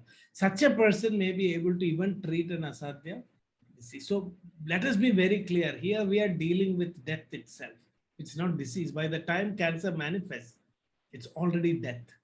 So you need that much clinical skill, that much experience to be able to handle, cancer in all its. Yes, Vijay? No, I didn't say anything. Okay, I saw your arms coming up, so I thought. Okay, so now we go quickly into how we apply this knowledge of Ama Dosha Sthana. More than half of our work is done, because now we just need to link this to what happens in cancer. So we know now that normal cells and cancer cells, the key thing is that normal cells die. Cancer cells don't die. That is the problem. We don't want to die, but we die because our cells die. But when our cells learn not to die, we die. That is the real paradox. We would have, if there was cancer in some other way, if our cells became immortal, not by becoming cancerous, and we would have also become immortal. But when our cells learn to become immortal, it is at the cost of our total life. So that's the whole, Now, so here the key thing, what in modern medicine is telling, this is not a modern discourse on cancer, but because there are some points that will help us to interpret this from an Ayurvedic viewpoint. So I'm highlighting a few things. Unfixable DNA damage. This is the key thing that modern oncology is telling us. This is the starting point, because our body has the ability to fix DNA damage. DNA damage is not a big deal. It's happening frequently. There are errors in our DNA material, but the body is able to clean it up, there is a proof correction going on, as just like Grammarly or Word, whenever we make a mistake, a red line comes and an autocorrect corrects it. Our DNA aberrations are continuously being corrected. But cancer can happen only when there is the DNA damage which is not fixable anymore, which you cannot correct anymore. And that is the whole, how does that happen? How do we understand it? So this leads to the cell's ability to grow and divide without dying. I mean, that's what cancer is all about. How do we understand this from an Ayurvedic perspective? So I'm just going to very quickly run through some key concepts of cancer from modern medicine. So these are the very important stages, a normal cell division based on what is called as hyperplasia. Hyperplasia is distinguished by the fact that cells are only dividing more, but they don't look abnormal. If you look at a hyperplastic tissue, when you under the microscope, you will find that they are very similar to the normal cells. But in the next stage, we have what is called as dysplasia, where the cells are beginning to look different now. And only then it goes into cancer. So we have a lot of time here and a big opportunity to heal. So the first opportunity, according to Ayurveda, to treat cancer is even preventing the DNA damage from happening. And this is where Ojas plays a very big role. So in the beginning, Dr. Vijay had asked, how can we explain Ojas? Maybe share some thoughts on what is Ojas. Ojas, according to Ayurveda, is almost invisible because it is the final outcome of our digestion and metabolism. That is the best explanation we can give. What is our digestion working towards? What is our metabolism working towards? Is to create that fuel, which brings the total expression of our being. It is wrong to tell that Ojas is immunity alone. It is wrong to tell that Ojas is something which gives us vitality, strength, prevents aging. Ojas is actually, the essence of the food that we digest. That's how Ayurveda has a stage of digestion where no further transformation is possible. So we can say it is like the fuel that burns just to release energy, nothing else. Everything else, when it burns, it produces waste. So Ojas is said to be, this is how Ayurveda understands Ojas. You keep digesting, you get waste. Now Ojas, so they call it also as a mala because it's a paradox. that it is the end product, which seems to be like a waste, but it doesn't produce any waste. The body doesn't need to, digest it anymore, which means that it is actually the physical matter in our body using which we exhibit all functions. It's like the fuel of the body. Now, what that is, according to modern science, that's another discussion. This is something that has to be created. No, it is not genetically determined, because Ayurveda tells it is just like, the honey is collected by the honeybees. The ojas is collected by the dhatus out of the food that we eat. If it was genetic, it wouldn't have been an outcome of, digestion and metabolism. It is clearly an outcome of digestion and metabolism, which means that if we can, it is what you can say, it is the energy, it's the energy that sustains everything. Even when we are sleeping, we are burning ojas. But ojas is the currency of the body. Ojas is that which makes everything move, burning of which makes everything move in the body. See, what our body is doing through digestion and metabolism is to refine the matter that we are taking inside. So it's like, I compare this to, the purity of the fuel. Today we know we have, Euro 1, Euro 2, Euro 3, Euro 4, depending on the purity of the fuel and how much emissions are there. The food that we eat is not ready for, it's not a readily burnable fuel. When you burn it, it produces a lot of waste. So you do one refinement. So when you are having abundant ojas, it means you are meeting, what is the latest guideline? India, it is BS 6, I think. Euro 6, or what is the latest, any idea? Vehicle, whatever it is. That is a state when you say you have almost zero emissions and a perfect fuel, which is burning continuously without producing any waste. That is the idea of ojas. So ama means you have to put more effort to burn. There is more smoke. Like I can just compare when your body, you see our body is burning. It is producing energy through this process. The food is there actually as the fuel for the body to burn it. And it is that energy which makes it function. Our immune system needs it. Our cardiovascular system needs it. Every action is attributed to the presence of ojas. So when you have less ojas, it means your overall efficiency becomes slow. You become sluggish. Not only your physical functions, your aging processes, everything. So ojas is not immunity. It is not, one particular process in the body. It is a kind of a functional integration that the body is able to achieve when digestion and metabolism are optimal and perfect. That is why we say ojas to tejo dhatu now. It is the tejas of the dhatus, which runs the whole show. And if there is a break in digestion or stress in digestion or metabolism, then, so it is ojas which helps the DNA to repair itself. It is ojas that, with ojas that, your body is immediately able to detect an invading agent and, that complete preparedness, alertness, when every part of your system is completely, imbued with that energy that is required to respond, then we say the body is, so it is a functional state. In my opinion, it's only a functional state. It is a reflection of the correct functioning of the dhatus, the correct functioning of Agni. Clinically, that is all we do. We don't do anything directly on ojas. We correct the dhatus, we correct the digestion, and then we say the result is good ojas. We reduce the stress in the mind. So it is treated as a functional concept. It's a functional state of, perfection which the body can attain. Any questions? I think that's wonderful, because you said for doshas, it's a self-regulatory mechanism. I think from how I understand, ojas is a more self-protecting mechanism, which protects the body to be alive Yes. at all the time. Yeah. And it comes from your food.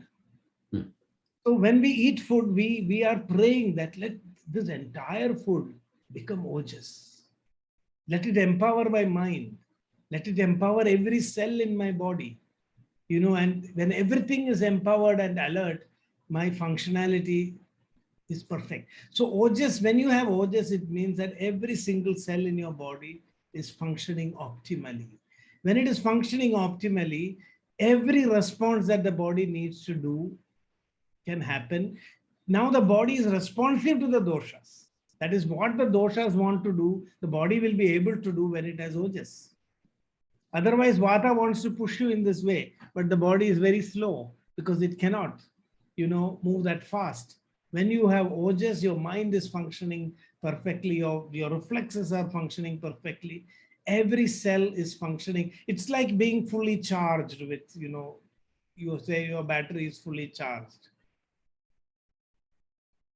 So to put it short, Ojas is the state of functional integrity of the body, which is dependent on proper Agni, on proper digestion, proper metabolism, then balance of the doshas, as well as lack of stress in the mind. These are the critical, control factors for Ojas. So if I want somebody to have more Ojas, so I work first on the digestion, I correct the metabolism, remove the ama, then, make sure the doshas are in balance and ask the person not to have mental stress. Because mental stress is the first thing, because the body goes on reserve, the body has no surplus energy. So that is why Ojas is associated with stamina, with vitality. The body is becoming more supple, flexible. It is able to deal with stress in a more effective way when you have more abundance of Ojas in your system.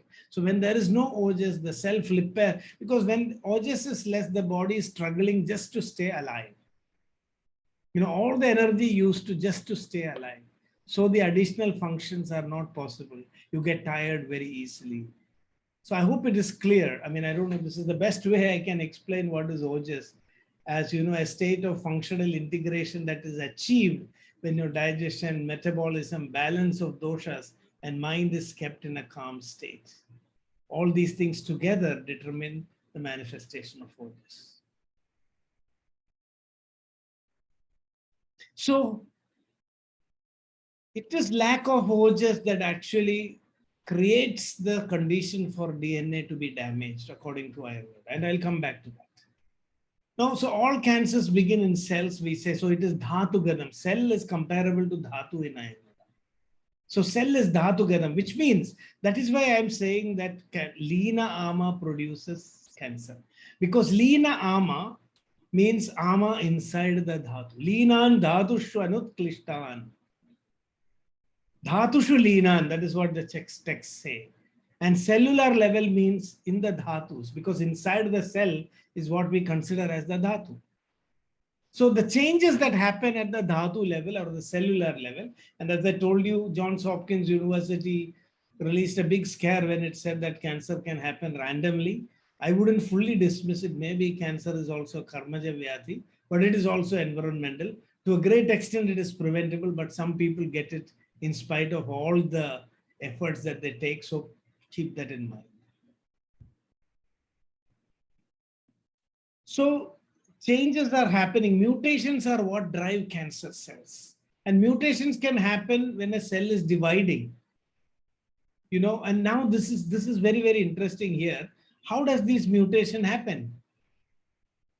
So a cell starts making too many proteins that trigger a cell to divide, or a cell stops making proteins. Now, this is very, very important, because in modern medicine, we say that proteins are involved in the creation of cancer.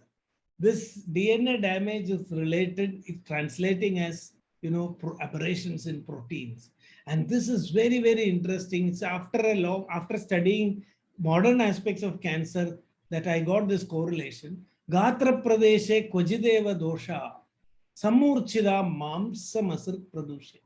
Mamsam Pradushe. So Caraka and Sushruta and the commentators clearly say Mamsam Pradushe means that in all cancers, Mamsa Dushti is an important. And what is Mamsa? Suddenly I realized Mamsa is nothing but protein. Mamsa is nothing but protein. And was our ancient acharyas pointing out to this damage in proteins as Mamsa Dushti, as a precondition? So that sloka I have also put here, Gatra Pradeshe Kvajideva Dosha. Any part of the body, Samurchita doshas which get, disturbed, first creates this problem in proteins. The cell starts making too many proteins to trigger a cell to divide. Is this the Mamsa Dushti that our acharyas were talking about? The second step that needs a cancer to progress is what is called as angiogenesis.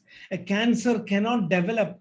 The next thing the cancer does after, this protein change happens, now you have all the proteins that stimulate the cell to grow indefinitely without dying. So it is that protein creation, which we Ayurveda may have perhaps referred to as Mamsa Dushti, that makes the cancer to grow. The next thing it does is it sends signals, creates chemicals which stimulate angiogenesis. Blood vessels are formed, around the cancer cells, and angiogenesis is a very critical step in the development of cancer. So Mamsam Asrik Pradushya. In Ayurveda, we said after Mamsam, Asrik Dushti. The blood is involved. Is this not an amazing correlation? I may be over-interpreting, I don't know. I leave it to you to think. But Mamsam is protein. Yes, Vijay? I think, I think it's a very pertinent concept that you're describing, which otherwise is so hard to interpret when it comes to development of Arbuda. But, if you refer back to what you were saying in your previous webinar, which I think most of us attended, is the whole understanding of Arbuda as an anthill, like how various things, the doshas, the dhatus becoming affected, then affecting the mamsa, the proteins, and then the involvement of rakta. Like, I think if we can come back to the picturization of how anthill is not just an anthill, but it creates an environment where other things start to grow and destroy the ecology of that particular place. I think if we can't relate to amino acids, proteins, and angiogenesis, certainly the picturization of anthill, Arbuda, in how it overtakes or invades the environment can help us in understanding what Ayurveda is trying to say about Arbuda. Right. In Siddha, they use the term putrunoi, which means Valmika or anthill, as the very good picturization of cancer. And later in my slide, I'm coming back to that concept also. So now here is this mutation, which actually works through the proteins, which we could consider in Ayurveda as Mamsa Dushti. And then, it becomes a hyperplastic, neoplastic, substance, but still it cannot grow until angiogenesis develops. And then after that angiogenesis, it becomes capable of spreading because now it is connected to the whole network of the body. So these are the difficulties of cancer cells, that all these are mediated due to protein, which gives us, Vijay was telling, I'm not going into these details here, but this is there because the slides will be shared. You can look at how an environment, a micro environment is created by the cancer to survive and propagate. How very carefully and very silently it does this without us noticing it, which is why cancer is difficult to detect. It's as if when you see the end of cancer, when cancer is diagnosed, and if you look back, you'll realize what a master plan it was. What a master plan a cancer has. It works even more. Our body is very intelligent, but cancer is super intelligence. Because one of the ways that cancer really overcomes our body is also hiding from the immune system.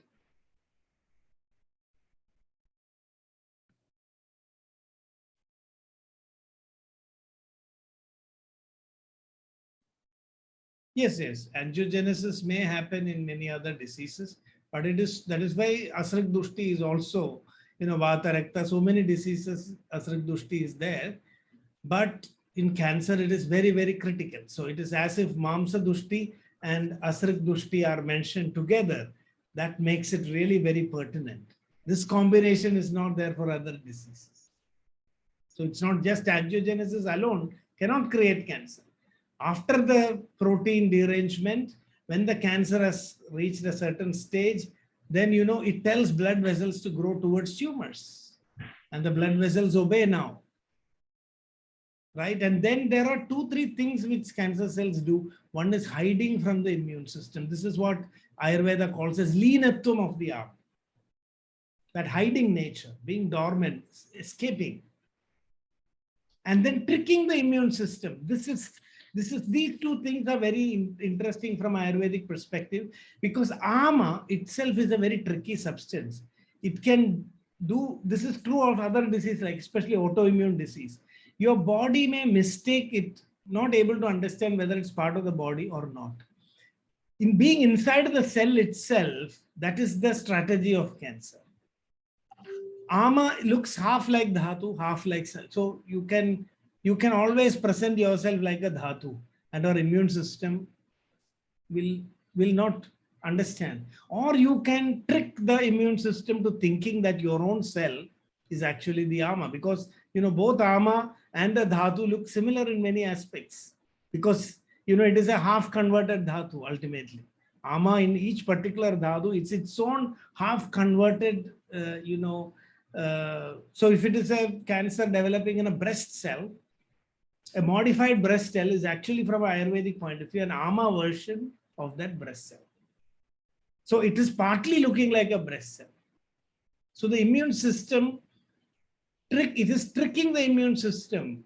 So the immune system is also supporting the cancer cells. This is very, very interesting. This is how the ama functions. Everything now, the entire nutrition of the body is now diverted towards the growing cancer cells. And this is very, very reflective of the Ayurvedic idea of Leena ama. Inside the dhatu, the inability to distinguish between dhatu and ama. So Ayurveda says when ama is Leena, don't do pachana, because that is like creating an autoimmune system, because it will damage the dhatu also in the process. This is what autoimmunity is all about. So Ayurveda tells that first you have to separate the ama from the dhatus, then only remove it, so that the dhatu is not damaged. So now the thing is, the nutrition requirement of cancer cells are also different. But there is a way to trick it. And today fasting has come up as a new treatment for cancer, because cancer cells are hypermetabolic. So when you go into fasting, normal cells go hypometabolic, because that is to preserve themselves. But cancer cells will continue to be hypermetabolic. So when they are hypermetabolic, they will receive the treatment medications more easily than the normal cells. So you can target cancer cells better if you ask cancer patients to do a little fasting before taking the actual treatment. This is now being researched in modern medicine also. This is a role for Lankhana. So once we understand how cancer cell behaves, now there are certain specific enzymes and all that. So this is only to show that the Mamsa Dushti is there. Now this is what is very interesting for us to create the Shatkriya Kala of cancer. So here is the DNA damage. Then there is a long time before it becomes hyperplasia, then dysplasia. Then there is something called in situ cancer. And this is very interesting for us to create the Shatkriya Kala. And then we have malignant tumor. So there is initiation, promotion, progression, metastasis. And this is very fascinating. Here you can see the time the primary tumor gets into before it becomes cancer. Just see 12 years can pass. 12 years is quite a long time, breeding cancer inside. And then from primary metastasis to secondary metastasis, it can be as long as 31 months. But after that, it's just 30 days. And then it's less than 30 days. So this is the timeline of cancer. So this is the critical thing, 12 years, which means from Ayurvedic point of view, if we have the Shatkriya Kala concept, this is the best time to destroy cancer. Dr. C.P. Matthew was an allopathic doctor who was talking about cancer, and he was a strong believer of Ayurveda. He used to integrate Ayurveda with this treatment, primarily giving Ayurvedic treatment. So he said, when cancer is discovered, it's already too late. This modern staging is a waste. 0, 1, 2, 3, 4, it's already too late. Yeah, Lankhana is a very good way to separate dhatu from Leena ama, but sometimes you may need some herbs also. You can even take medicated water or some churnas, or so there are many ways in which you can do this. But Lankana is a very good way to, one is prevent ama from getting into the dhatus and also separating it from the dhatus, which is why periodical fasting is such a great thing according to Ayurveda. Because at this stage, in these 12 years, what have you done? That is what cancer is asking us. I gave you enough time. Now, cancer is a master plan, but cancer is challenging us, telling that if you want to catch me in the first 12 years, when I have not become strong enough. So this is like, big criminals do that, they like to challenge the cops. So they will throw challenges and say, if you want, you catch me. So cancer seems to be like that. It is giving us so much time that finally, probably if cancer was a really living person, cancer would say, I have no guilt because I have given enough time to you. 12 years I have given. I've been inside your body making all this plan. Why did you not know this? Now it is my time. I always think, cancer, it's as if it's telling to us like that, you have found me now, but after how long? Now it's my time. I took all the time. I gave you all the chances. So this 12 years is critical. This is why I believe that if we bring these concepts of Lankana, Shodhana, Rasayana into modern society through Ayurveda, the more we encourage people to do this, the more we can prevent the occurrence of cancer. I strongly think that the incidence can be reduced significantly. So now modern, we have stages, early stage, localized. We call it as stage 1, 2, 3, and then 1, 2, 3, 4. And then we have also sub-stages, that what is that? TNM classification, tumor, node, metastasis. So all this, from what I learned from Dr. C.P. Matthew, a modern oncologist, he said it's already too late because cancer has already begun its aggressive progression by the time this classification system begins. So how do we create a classification system from Ayurveda? That's what I want to go now. Today, that is a focus based on Ama Dosha Sthana. So cells have a mechanism to repair DNA damage, and DNA damage is mostly repaired very quickly. Even if the repair was not successful, the human body has a function to eliminate cells. So body does 2-3 things. And this is how through Ayurveda we can prevent cancer, in my opinion. One is empower the body to repair DNA. And a simple medicine like Amalaki Rasayana can do this. If you do some Deepana Pachana, do some periodic Shodhana and take Amalaki Rasayana, studies have shown that Amalaki Rasayana can prevent DNA damage. M.S. Valiathan's study did this in so many animal and insect models. Just Amalaki Rasayana is enough.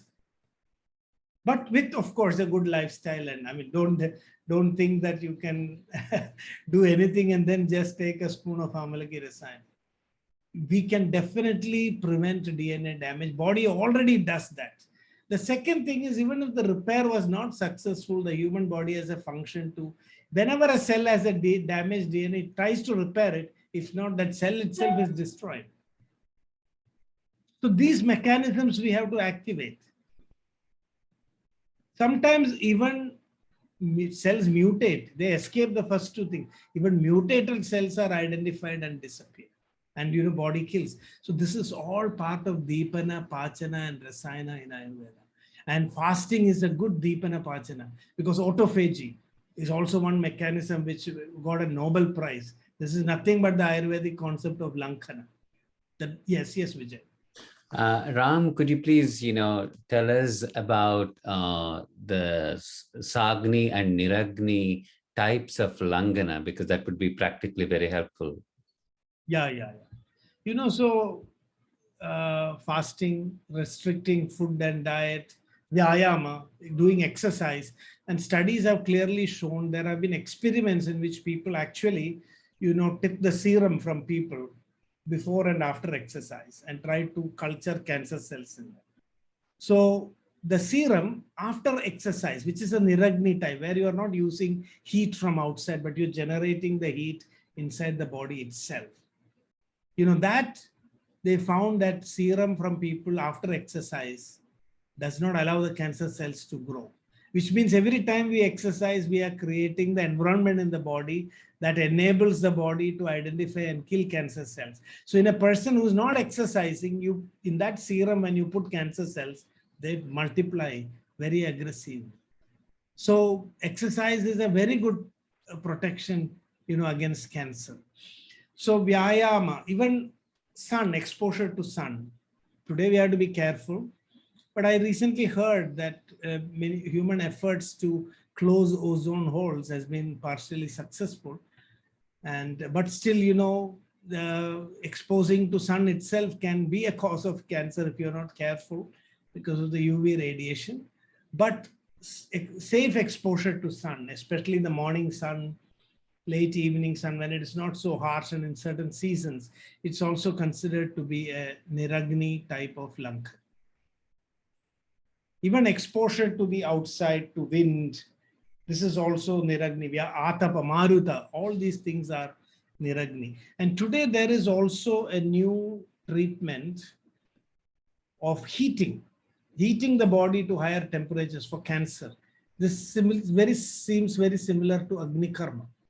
I'm not getting that term suddenly. Hyperthermia for cancer.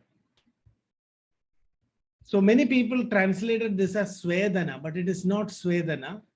This is actually what Ayurveda talks as Agni Karma for cancer. So hyperthermia is considered now, Lankana for young children, we have to be careful. It can only be restricted, change in diet, and preventing ama from accumulating in the body. They're in a growing stage, so they shouldn't be nutritionally deprived. Aggressive Lankana is not recommended in children.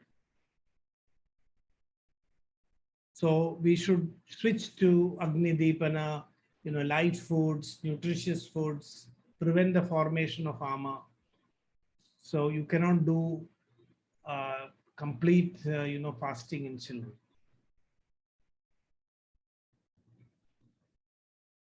So I don't know how many of you have heard of hypothermia. You increase the body temperature to 40 to 45 degrees and, then kill cancer cells. I prefer to look at this as, this is not as harmful as radiation or chemotherapy. And this seems to be more closer to the Ayurvedic idea of Agni Karma, where you don't have to really, it is like a controlled Agni Karma, where you don't burn the cancer cells, but create the heat. And today's technology, we can just heat up just that tumorous mass without harming the other parts of the body. And this seems to be, very similar to the Ayurvedic concept of Agni Karma. Yes, I'm coming to that, a few things. I think very quickly we'll have to move through this. So Arbuda in Ayurveda is, Arbu means to harm, to kill. Arbuda is, these things I described last time, so I'm only rushing through that. We are coming to the classification, which is the key thing here. So see, any part of the body, cancer can happen. That's what Ayurveda says, where there is an intense sudden provocation of the doshas. And if there is mamsa dushti and asrik dushti, that is deranged proteins stimulating the mutations, abnormal angiogenesis, then the tumor will grow. And as the Arbuda progresses, it breaks open. That is what very clearly it is said, it just breaks open the boundaries, causes it's as if it is not that it is mamsochraim, but through every part of the body, it will project like a globular mass.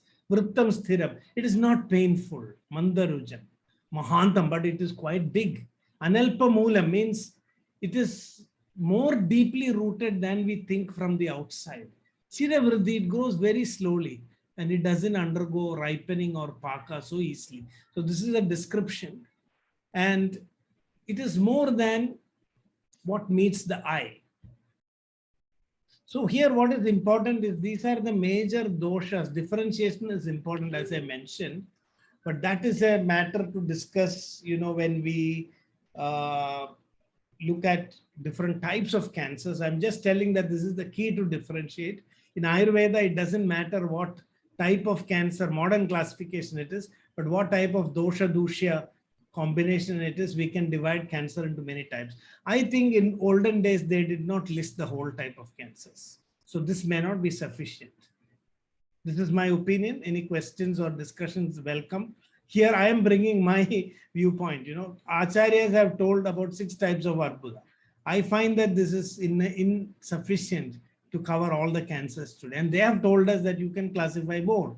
So maybe 200 types of cancers we can classify as very specific presentations of doshas. I think that would be a very interesting exercise that would help more future clinicians to very quickly relate to modern diagnosis.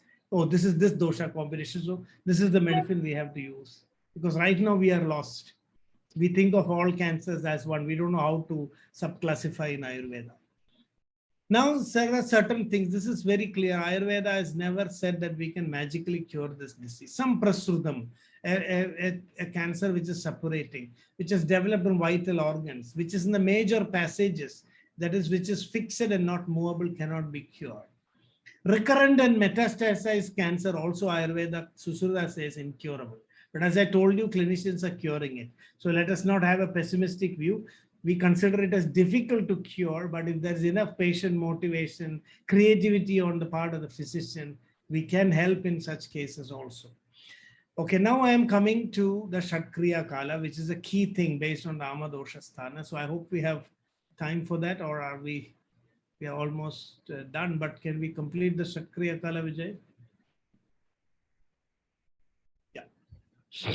Surely. So, the initiation of, or I'm going to divide Sanchaya into 2 stages, early Sanchaya and late Sanchaya. This is an integrative framework now. I've looked at the modern understanding of cancer, and I've looked at the Ayurvedic concept of Dosha Sthana and Shatkriyas, and now I'm bringing more granularity into our understanding. So in the first formation of Arbuda, all the 3 doshas are participating. And how each of them participates. First, it is Vata that is activated. The provoked Vata causes uncontrolled cell division. The cells begin to grow under the influence of Vata. So this stage we can compare to hyperplasia. And this, I think, hyperplasia in modern medicine, we should consider it as early Sanchaya, the early stage of Sanchaya, where it is not a disease at all, and this is very easy to reverse. And in late Sanchaya, Pitta participates now. See, form, Pitta is responsible for form. In hyperplasia, there is no change in form. There is only multiplication. And as the multiplication happens, Vata gets hold of Kapha, so that, it can consolidate the growth. So in the early stages of hyperplasia, the tumor is Vata Kapha dominant. But as it moves to late Sanchaya, now, that is why dosha samurcha, all the 3 doshas participate. Pitta always comes last in cancer. It's first predominantly Vata Kapha dominant. That is why Granthi, swelling, all that is indicating its predominant Vata Kapha nature. But what makes it virulent, or what makes the critical change, is Pitta. So when Pitta comes in this stage of Sanchaya, which is late Sanchaya, the form changes. Now this we can call as dysplasia. So in Sanchaya stage, hyperplasia to dysplasia, that is the journey that we see. And in Sanchaya, both this is not cancer. And this Sanchaya alone may not progress to cancer. In this stage, if we do our Ayurvedic Lankhana or, Rasayana, all these treatments, hopefully, this can be completely reversed or stopped. So in Ayurveda, the close relationship between Arbuda and Granthi has been discussed. So it looks like in Granthi, there is no progression to dysplasia.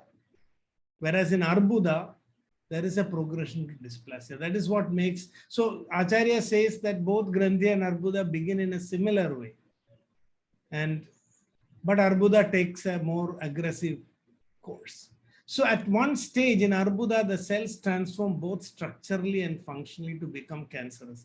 And that is under the influence of Pitta. And what is it that causes this Vata to be provoked? This is the key thing. Somebody was talking about microwave radiation. According to Ayurveda, this kind of a damage to cell, where within the cell there is a Vata provocation, happens due to exposure to what we call as Ushna, Ruksha, Tikshna gunas. Now, Ushna, Tikshna, Ruksha gunas are exactly opposite to Ojas. You know, alcohol has this set of gunas.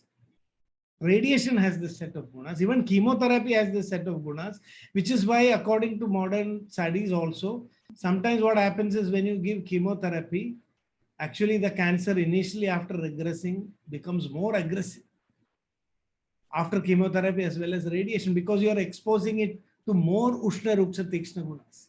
I have read about this, a study in Britain, which said that, you know, people who undergo breast radiation, chemotherapy, breast cancer, their disease progresses after, you know, a little while because of the exposure to chemotherapy.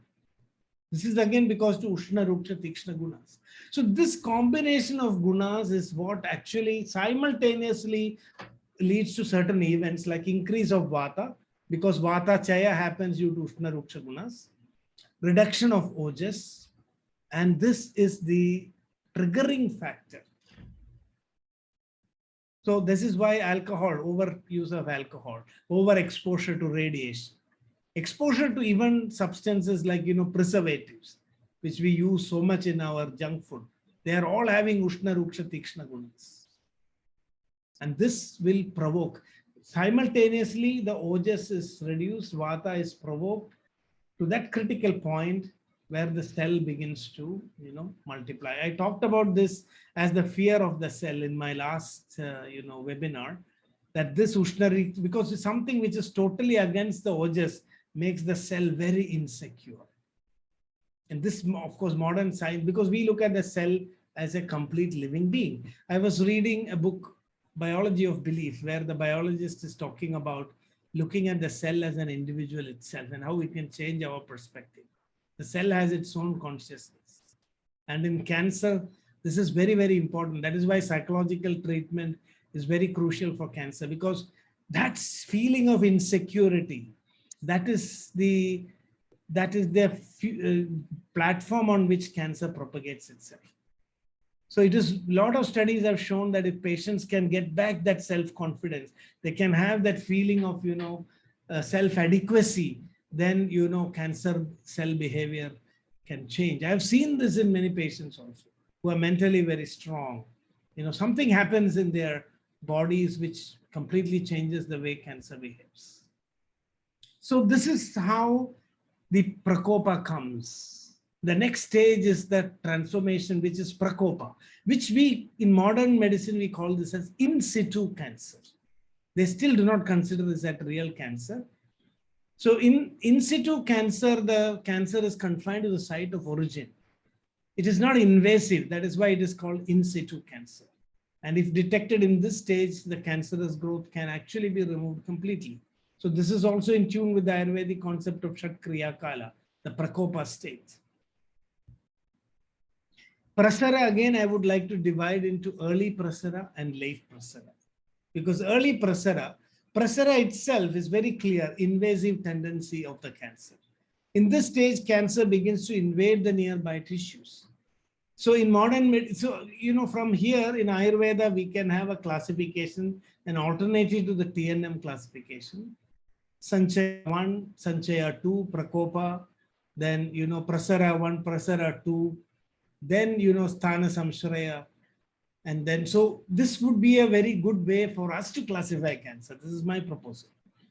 And then if we do a differentiation of the cancers based on doshas, then we have a very good Ayurvedic algorithm now to deal with most of the cancers. But we need integrative approach, and I will tell you why I think so. Because here the cancer begins to invade the nearby tissues. It can reach the nearby lymph nodes. And this is comparable to stage 2 cancer as understood today, which in Ayurveda is early prasara. And then we have late prasara, which is further spread of the cancer. As it becomes more invasive, it reaches distant lymph nodes. This is still the prasara stage. Metastasis has not yet occurred. So stage 3 cancer, as we call today, is prasara, late prasara. I think this would be very helpful, because today we are getting overwhelmed by the modern classification. We are not able to relate it back to Ayurveda. But you can see how Shatkriya Kala enables us to anticipate all modern classification for any disease. We can bring it back into the Shatkriya Kala framework. And then we know how Ayurvedically we can work on it. See, I'm not against the TNM classification because that is designed for choosing a modern treatment. If we want a framework to understand which Ayurvedic treatment we must give, we must explain every disease in the Shatkriya Kala framework. Then we have Sthana Samshraya. See, some people like to look at Veda stage as the stage of metastasis. But I prefer, after a lot of study, debate, discussion, I think this makes more sense. Because by the time cancer is diagnosed, it is already spread. So the silent phase happens up to Sthana Samshraya. Cancer has reached other parts of the body. In Ayurveda, this is dvirarbuda. And this is stage 4 cancer as we understand today. And still the patient can be asymptomatic. Even in stage 4, patients can be asymptomatic. That is why it is still Sthana Samshraya. Because Vyakti means, you know, the symptoms are already very clearly manifested. So I have seen breast cancer patients come at stage 4. They're apparently healthy. They only have a, you know, a lump in their breast, which they are beginning to notice. And it's already too late. It's stage 4. And then you see suddenly everything becomes bad after the diagnosis, either due to the treatment or due to the sometimes when you treat, they become really very bad very quickly. Some respond also. It's difficult to say because in Ayurveda, if the person is very Pitta dominant, or if the cancer is showing signs of Pitta, we would say, be careful about chemotherapy. This is my finding. You know, chemotherapy should be avoided. Radiation should be avoided in patients who have a dominance of Pitta. They will work better in a Vata Kapha combination, not in a Pitta combination. This is why some people are very bad with chemotherapy, in my understanding. If I want to give them chemotherapy, I would like to give a lot of Pitta-Hara treatments before you expose them to chemotherapy. This is something which, you know, we are able to understand through, you know, an Ayurvedic analysis. Yes, Vijay. Ask the participants, you know, permission to go a little bit further because it's 1:34. Surely for those, you know, who need to leave, the recording will be available, but I'll leave it to Ram as to, you know, how to take this further and to conclude. Yeah, I think it's always so happens that, you know, for a complex disease like cancer, and when we are trying to interpret it from an Ayurvedic perspective, which is also a new exercise, it's difficult to plan the time because there are many things we have to create understanding. So how much ever I try to plan to fit it into this framework, I find we are a little bit still short of time. But I believe that we have been able to, I don't know, if you can let me know that I hope the way, the methodology of how to approach cancer using Ama Dosha Sthana, I hope that was at least conveyed. There's always room for further, you know, development. If I can get another 10 to 15 minutes, I think we can wind this up in a very logical way. Yeah, definitely, Ram. Yeah, certainly.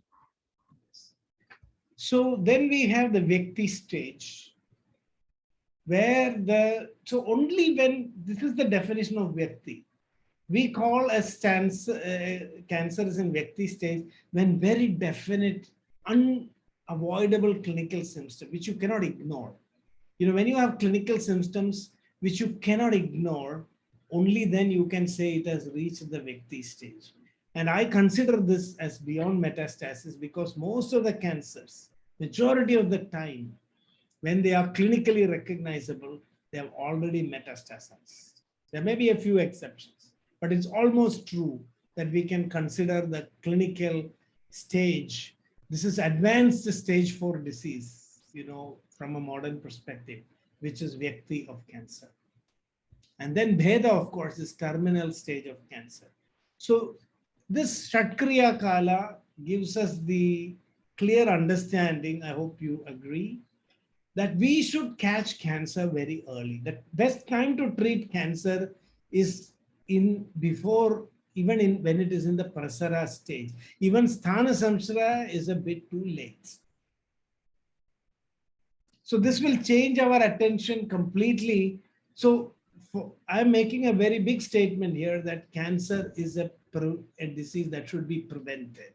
And it is a preventable disease. It is a failure, a lapse if we allow it to manifest. This is what I learned from Dr. C.P. Matthew also, that if once you diagnose it as cancer, it's already too late. Yes, Vijay, you wanted to say something? No, I mean, I absolutely love the way how you have reinterpreted Shatkriya Kalas, Chaya to Sthana Samshaya, because the most common understanding about Sthana Samshaya as the fourth stage, or let's say the fifth stage, Vyakti, is when a disease is detected or diagnosed. And I'm hoping that, the same concept can be applied to all chronic illnesses, autoimmune conditions, diabetes, or dyslipidemia, etc. Because I think this reinterpretation of Shatkriya Kala can give us great insight into, when we can prevent, when we need to manage, when we can reverse. Thank you for that, Ram. That's the reason why, because, otherwise what happens is we create an understanding of disease where it's already too late to intervene. The very concept of Shatkriya Kala is to identify earlier opportunities to prevent, disease and deal with it when it is possible to completely reverse. So that is the reason why I think Vyakti is already too late, whatever disease it is. Yeah, that again kind of highlights why in the Ayurvedic classics, there's such an emphasis on Achaya Prakopa and Chaya Prakopa. Yes. And Kriya Kala is time to act, but the way how we have mostly been taught to understand Shatkriya Kalas is there is actually no time to act, because by the time that you are calling something a disease, it's already from kind of average understanding is already Sthana Samshaya Vyakti. Yes, exactly. So we have to actually give a very good translation. Shatkriya Kala is sometimes translated as pathogenesis, not at all, because then you look at it as a static process of disease development. It is an opportunity for treatment. What are the opportunities for treatment? That is what Kriya Kala means. It's an opportunity for treatment. And the earlier you identify the opportunity, the more effective you are as a clinician, as a physician. And that to sensitize it, I think, that is the reason why I shifted, the manifested Vyakti as a clinically identified condition and not really the actual starting point of the disease. So now, is cancer then just Arbuda? No. Here again, the Kriya Kala, we have to interpret it in another sense, because there are primary cancer pathogenesis process, which we understood here through the Shatkriya Kala, but other pathologies can also turn into cancer. This is also equally important to understand. So conditions other than Arbuda have also been discussed in Ayurveda. And so, when you are treating a condition like Gulma, when you are treating a condition like Vidradi, when you are treating a condition like Vata, Ayurveda warns us that if you don't be careful, even though it has its own pathology, it can turn into Arbuda. In Vata, it is very clearly mentioned, Doshajam Tejet Sravistabdham Arbudakari. Arbudakari means that which creates an Arbuda. So many these cancers. So this is another reason. I think in Ayurveda, what we get is a clear framework. What are the diseases where cancer is the primary pathology? And which are the pathways in which cancer was not the primary pathology, but later became cancer? So any chronic inflammation in the body can eventually transform into cancer. It may not begin as a cancer. So that is why we have conditions like Gulma, mostly happening in the gastrointestinal tract. Not cancerous in the beginning, but can turn into cancer. So Ayurvedic texts give the warning, Krita Moolam, Gulma can become deep-rooted, fixed. Mahavastu Parigraha, it can become invasive. And that stage, it becomes like cancer. We have Pandu, hematological tumors, other than solid tumors, leukemia are classified under Pandu in Ayurveda. And a lot of presentations of Pandu is leukemia. It's not all leukemia, but some Pandus are leukemia. And why we know that? Because when I have treated patients with leukemia, when we do Pandu treatment, that is when we are getting the best result. Recently, there was one boy who had a recurrence of ALL, and he was in a very bad shape. For 6 months, we were able to sustain him. Even the peripheral sphere became normal. But, our treatment is still experimental. So, after 6 months, he did some diet violation, went out. Something happened and he suddenly went back and he died. But, those 6 months, allopathic doctors here said would not have been possible with modern medicine. He was almost gone, needing transfusions. All that was stopped. So 6 months of his life at the end was very, very good for his family. He was able to do a lot of things which he was not able to, but now that is a lead for us. We are trying to develop further. How can we sustain this effect? There were some things which we did right because we brought in the concept of Pandu, but some things we also did wrong. Because especially in that patient, we gave some medicines which were little Pitta, Kapha, Pitta provoking, Pitta Rakta provoking, like even Indukandam. And then the patient, suddenly his response was different. So, that's what I was saying. If you do the dosha vikalpa, we have to be very careful. And this was a patient who was non-responsive to chemotherapy, which again means that the cancer has become aggressive. There is a Pitta aggravation. So we have to be very, very careful with the medicines that we give. Then there is Vidrati, which is normally an abscess. But according to modern medicine, also even an ulcer can turn into cancer if it becomes very chronic. So Vidrati, many physicians have treated many cancers as Vidrati. And there is a medicine called Varanadi Kashaya, which is used successfully by many Ayurvedic physicians for managing certain types of cancers. Now, this is the big riddle. If you look at the whole clinical practice, certain medicines have been found effective in certain cancers, certain medicines in some patients. Somewhere we are missing that logic.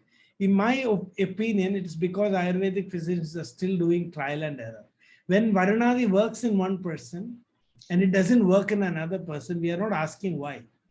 Because Varanadi is Pitta Rakta Vardhaka, it is Vata Kapha dominant. Now Varanadi may be a Kashayam which is more helpful in a purely Vata Kapha type of tumor.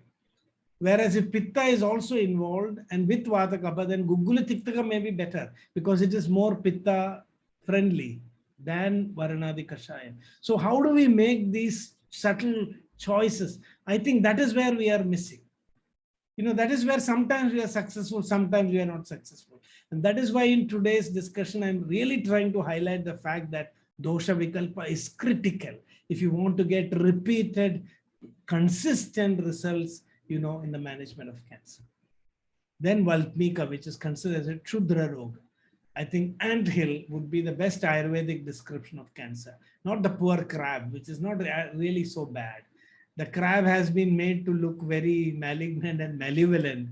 I don't think it is, even a fraction malevolent as cancer is. Whereas a Valmika, with all the snakes, putting its hoods out of the holes of an anthill, that is a perfect picturization of cancer.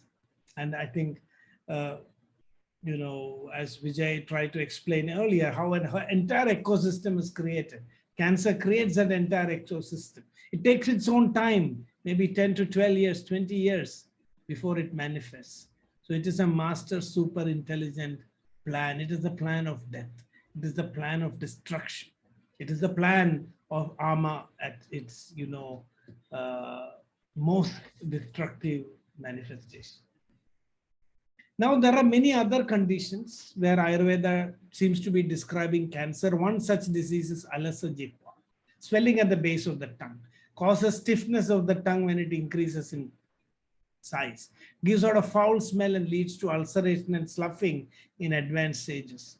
It cannot even be managed surgically, so it's considered incurable. So is this a description of cancer of the base of the tongue? Many, many such conditions are described in Ayurveda, which we have not identified as maybe a type of cancer that we know today. So this is the work that we have to do as a community. I think as an Ayurvedic professionals, we need to create a new, classification of cancer, which takes into account modern classifications, but interprets it from a tridoshic perspective.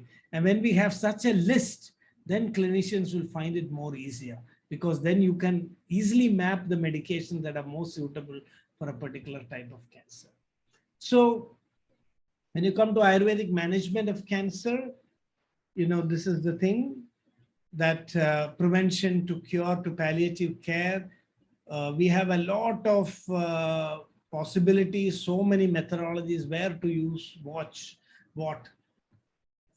There are many approaches we can, in many stages, including, reducing the tumor burden, then doing Ayurvedic treatment. Sometimes we can combine, like, do a surgical resection of a tumor. Chinese people are doing this.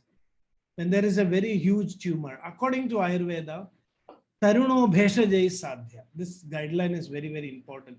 A lot of people come to Ayurveda wanting to avoid surgery. And I tell them, Ayurveda was the first system to bring surgery and was one of the first systems to talk about surgery for Arbuda, where it is needed. So don't think that Ayurveda is an alternative always to surgery. If Ayurveda says no surgery, then you can be sure surgery is not needed. If Ayurveda says surgery, then, it's a sure condition for surgery, because after a lot of thought. So there's a clear concept in Ayurveda where we should use surgery in cancer. Two principles. One is Taruno Bheshajai Sadhya.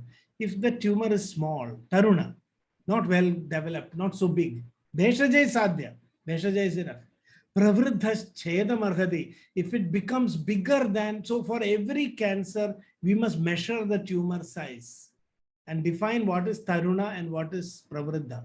So beyond a certain size, Ayurveda says medicine is not possible. You must remove it surgically. So Ayurveda was the first system in the world to advise surgical removal of a tumor. And now here the thing is, sometimes the tumor is inoperable. So you can even do a partial excision, reduce debulk the tumor, make it smaller, and then you do your treatment, and then you can, preserve it. So that's one possibility. Second principle of surgery is when ama becomes a shalya, when ama cannot be dealt with by any pachana treatment, then we call that it is shalyam. A shalyam is to be removed surgically. Is that clear? As long as ama pachana is possible, you can treat a cancer with medicines. If ama pachana is not possible, then you have to do surgery. So when anything becomes a shalya in the body, that is why it is called shalya tantra, where a medicine will not be able to remove it. So anything which is big and which is like a shalya, in that cancer, according to Ayurveda, surgery is needed. And this is where we have to have a clear dialogue. Now, what I understand is in modern medicine, what is non-surgical in Ayurveda is also considered surgical, many diseases, including cancer. So maybe the Ayurvedic concept of amashalyam and the size can become a criteria for us to really define where surgery is needed in cancer. So Amalaki Rasayana is a very good treatment. So I think this is another whole area. There's a lot of discussion. We may have to classify cancer before we can really identify the treatments and, particular approaches, which is another topic in itself. But I hope the key arguments and the key framework I could bring in today. So this is cancer surgery is needed. This is the criteria. And in the stage of metastasis, resa medications. This is another principle. Where should we use resa medicines in cancer? If the cancer has reached metastasis, then in my experience, without resa medications, we cannot bring good results. We are using resa medications, extensively in cancer that has metastasized. And this is what we learned from an oncologist also. So using resa medicines, resa sindura, nandi meruga, resa gandhi meruga, these are all siddha medicines also. Then, navapashana sinduram, and then arogya vardhini, many medicines. Vajra bhasma, this is diamond bhasma. Very helpful in metastasized cases. So this is again a challenge, how to bring Rasa Shastra into if you want to bring dramatic results in metastasized cancer, then without Rasa medications, it seems to be very difficult. So almost all the patients who have shown dramatic improvement in advanced terminal cases of cancer have used Rasa medicines in my experience. And in terminal stages, Here also, I wouldn't say it's only palliation, because Dr. C.P. Matthew, the modern oncologist, he took to Ayurveda because a terminal lung cancer patient survived for 8 years after taking Siddha medicine. That is what made that first oncologist of Kerala. He had no reason to come to, he was a celebrated oncologist in Kerala. He lost his recognition in the modern medical field because he chose Siddha and Ayurveda. He gave up because he saw patients recovering even in terminal stages. But all terminal stages, it will not happen. So cancer, we are fighting. It all depends on how good the patient is willing to fight, how good the clinician is willing to fight. If we put up a fight, even in late stages, we might be able to. So fight till the end. That is what I've learned for cancer. But don't be sure that you can always succeed. But whenever you succeed, it's a great feeling. And it's worth the try. So don't give up till the end. This is what, most of the experienced clinicians have found. Now, there are individual herbs, and there are many. I'm giving the list, but this is not the way to treat cancer. We have to formulate. So according to the ama, according to the which dosha and the sthana, we have to create a formulation. And these are many formulations that are available now. And now I'm giving the slides, so it's okay. You can take a picture, but the slides are also available because, you can develop this thinking further. Now, the whole question is, this is like a jigsaw puzzle. Which medicine will be used in which type of cancer? And that you can decide when you know the dosha vikalpa. So to just give an example, Vasa Guduchadi Kashayam, we have found helpful in breast cancer. In leukemias. Drakshadi also. Whereas Gokshadi Gugulu is helpful in, prostate cancer. Kanchanara Gugulu is helpful in thyroid cancer. Brahma Rasayana is helpful in cancer cachexia, in recovery from, after chemotherapy. Ashwagandhadi Churnam has also been helpful in lymphomas. Citragadi Kashayam has been found helpful in lung cancer and solid, Vata Kapha type of cancers. Patola Kadarohanyadi has been found helpful in liver cancer. So how do we get to this? This is the key. What formulation for what type of cancer? And that is when you know the ama, dosha, and sthana. Which organ, which dosha, and which background of ama. And therein lies the key, I think, to develop the Ayurvedic approach to treatment of cancer. And what I think is we need to bring traditional knowledge and modern knowledge together without losing the framework of thinking of Ayurveda, the Shatkriya Kala and the ama, dosha, sthana. I think this exercise is to be done. For me, it is a work in progress. And I shared whatever I learned through so many years of my experience, my own personal experience, observing clinicians. I know there's still much more to go. I'm still fine-tuning, bringing more granularity into this. But whatever I learned, as a way of introduction and as some indicators and pointers, I've tried to share in today's discussion. So these are some of the rasa preparations. And that's the end of the slides that I prepared. Somehow we reached there. Thank you. Thank you, Dr. Ram Manohar. It was, as always, very insightful. And the more you look into it, the more deeper you can go into it. And for all my colleagues, don't be overwhelmed. It doesn't take a lot of time to understand cancer. Just spend about 15 to 20 years learning and practicing. There'll be a little bit of clarity.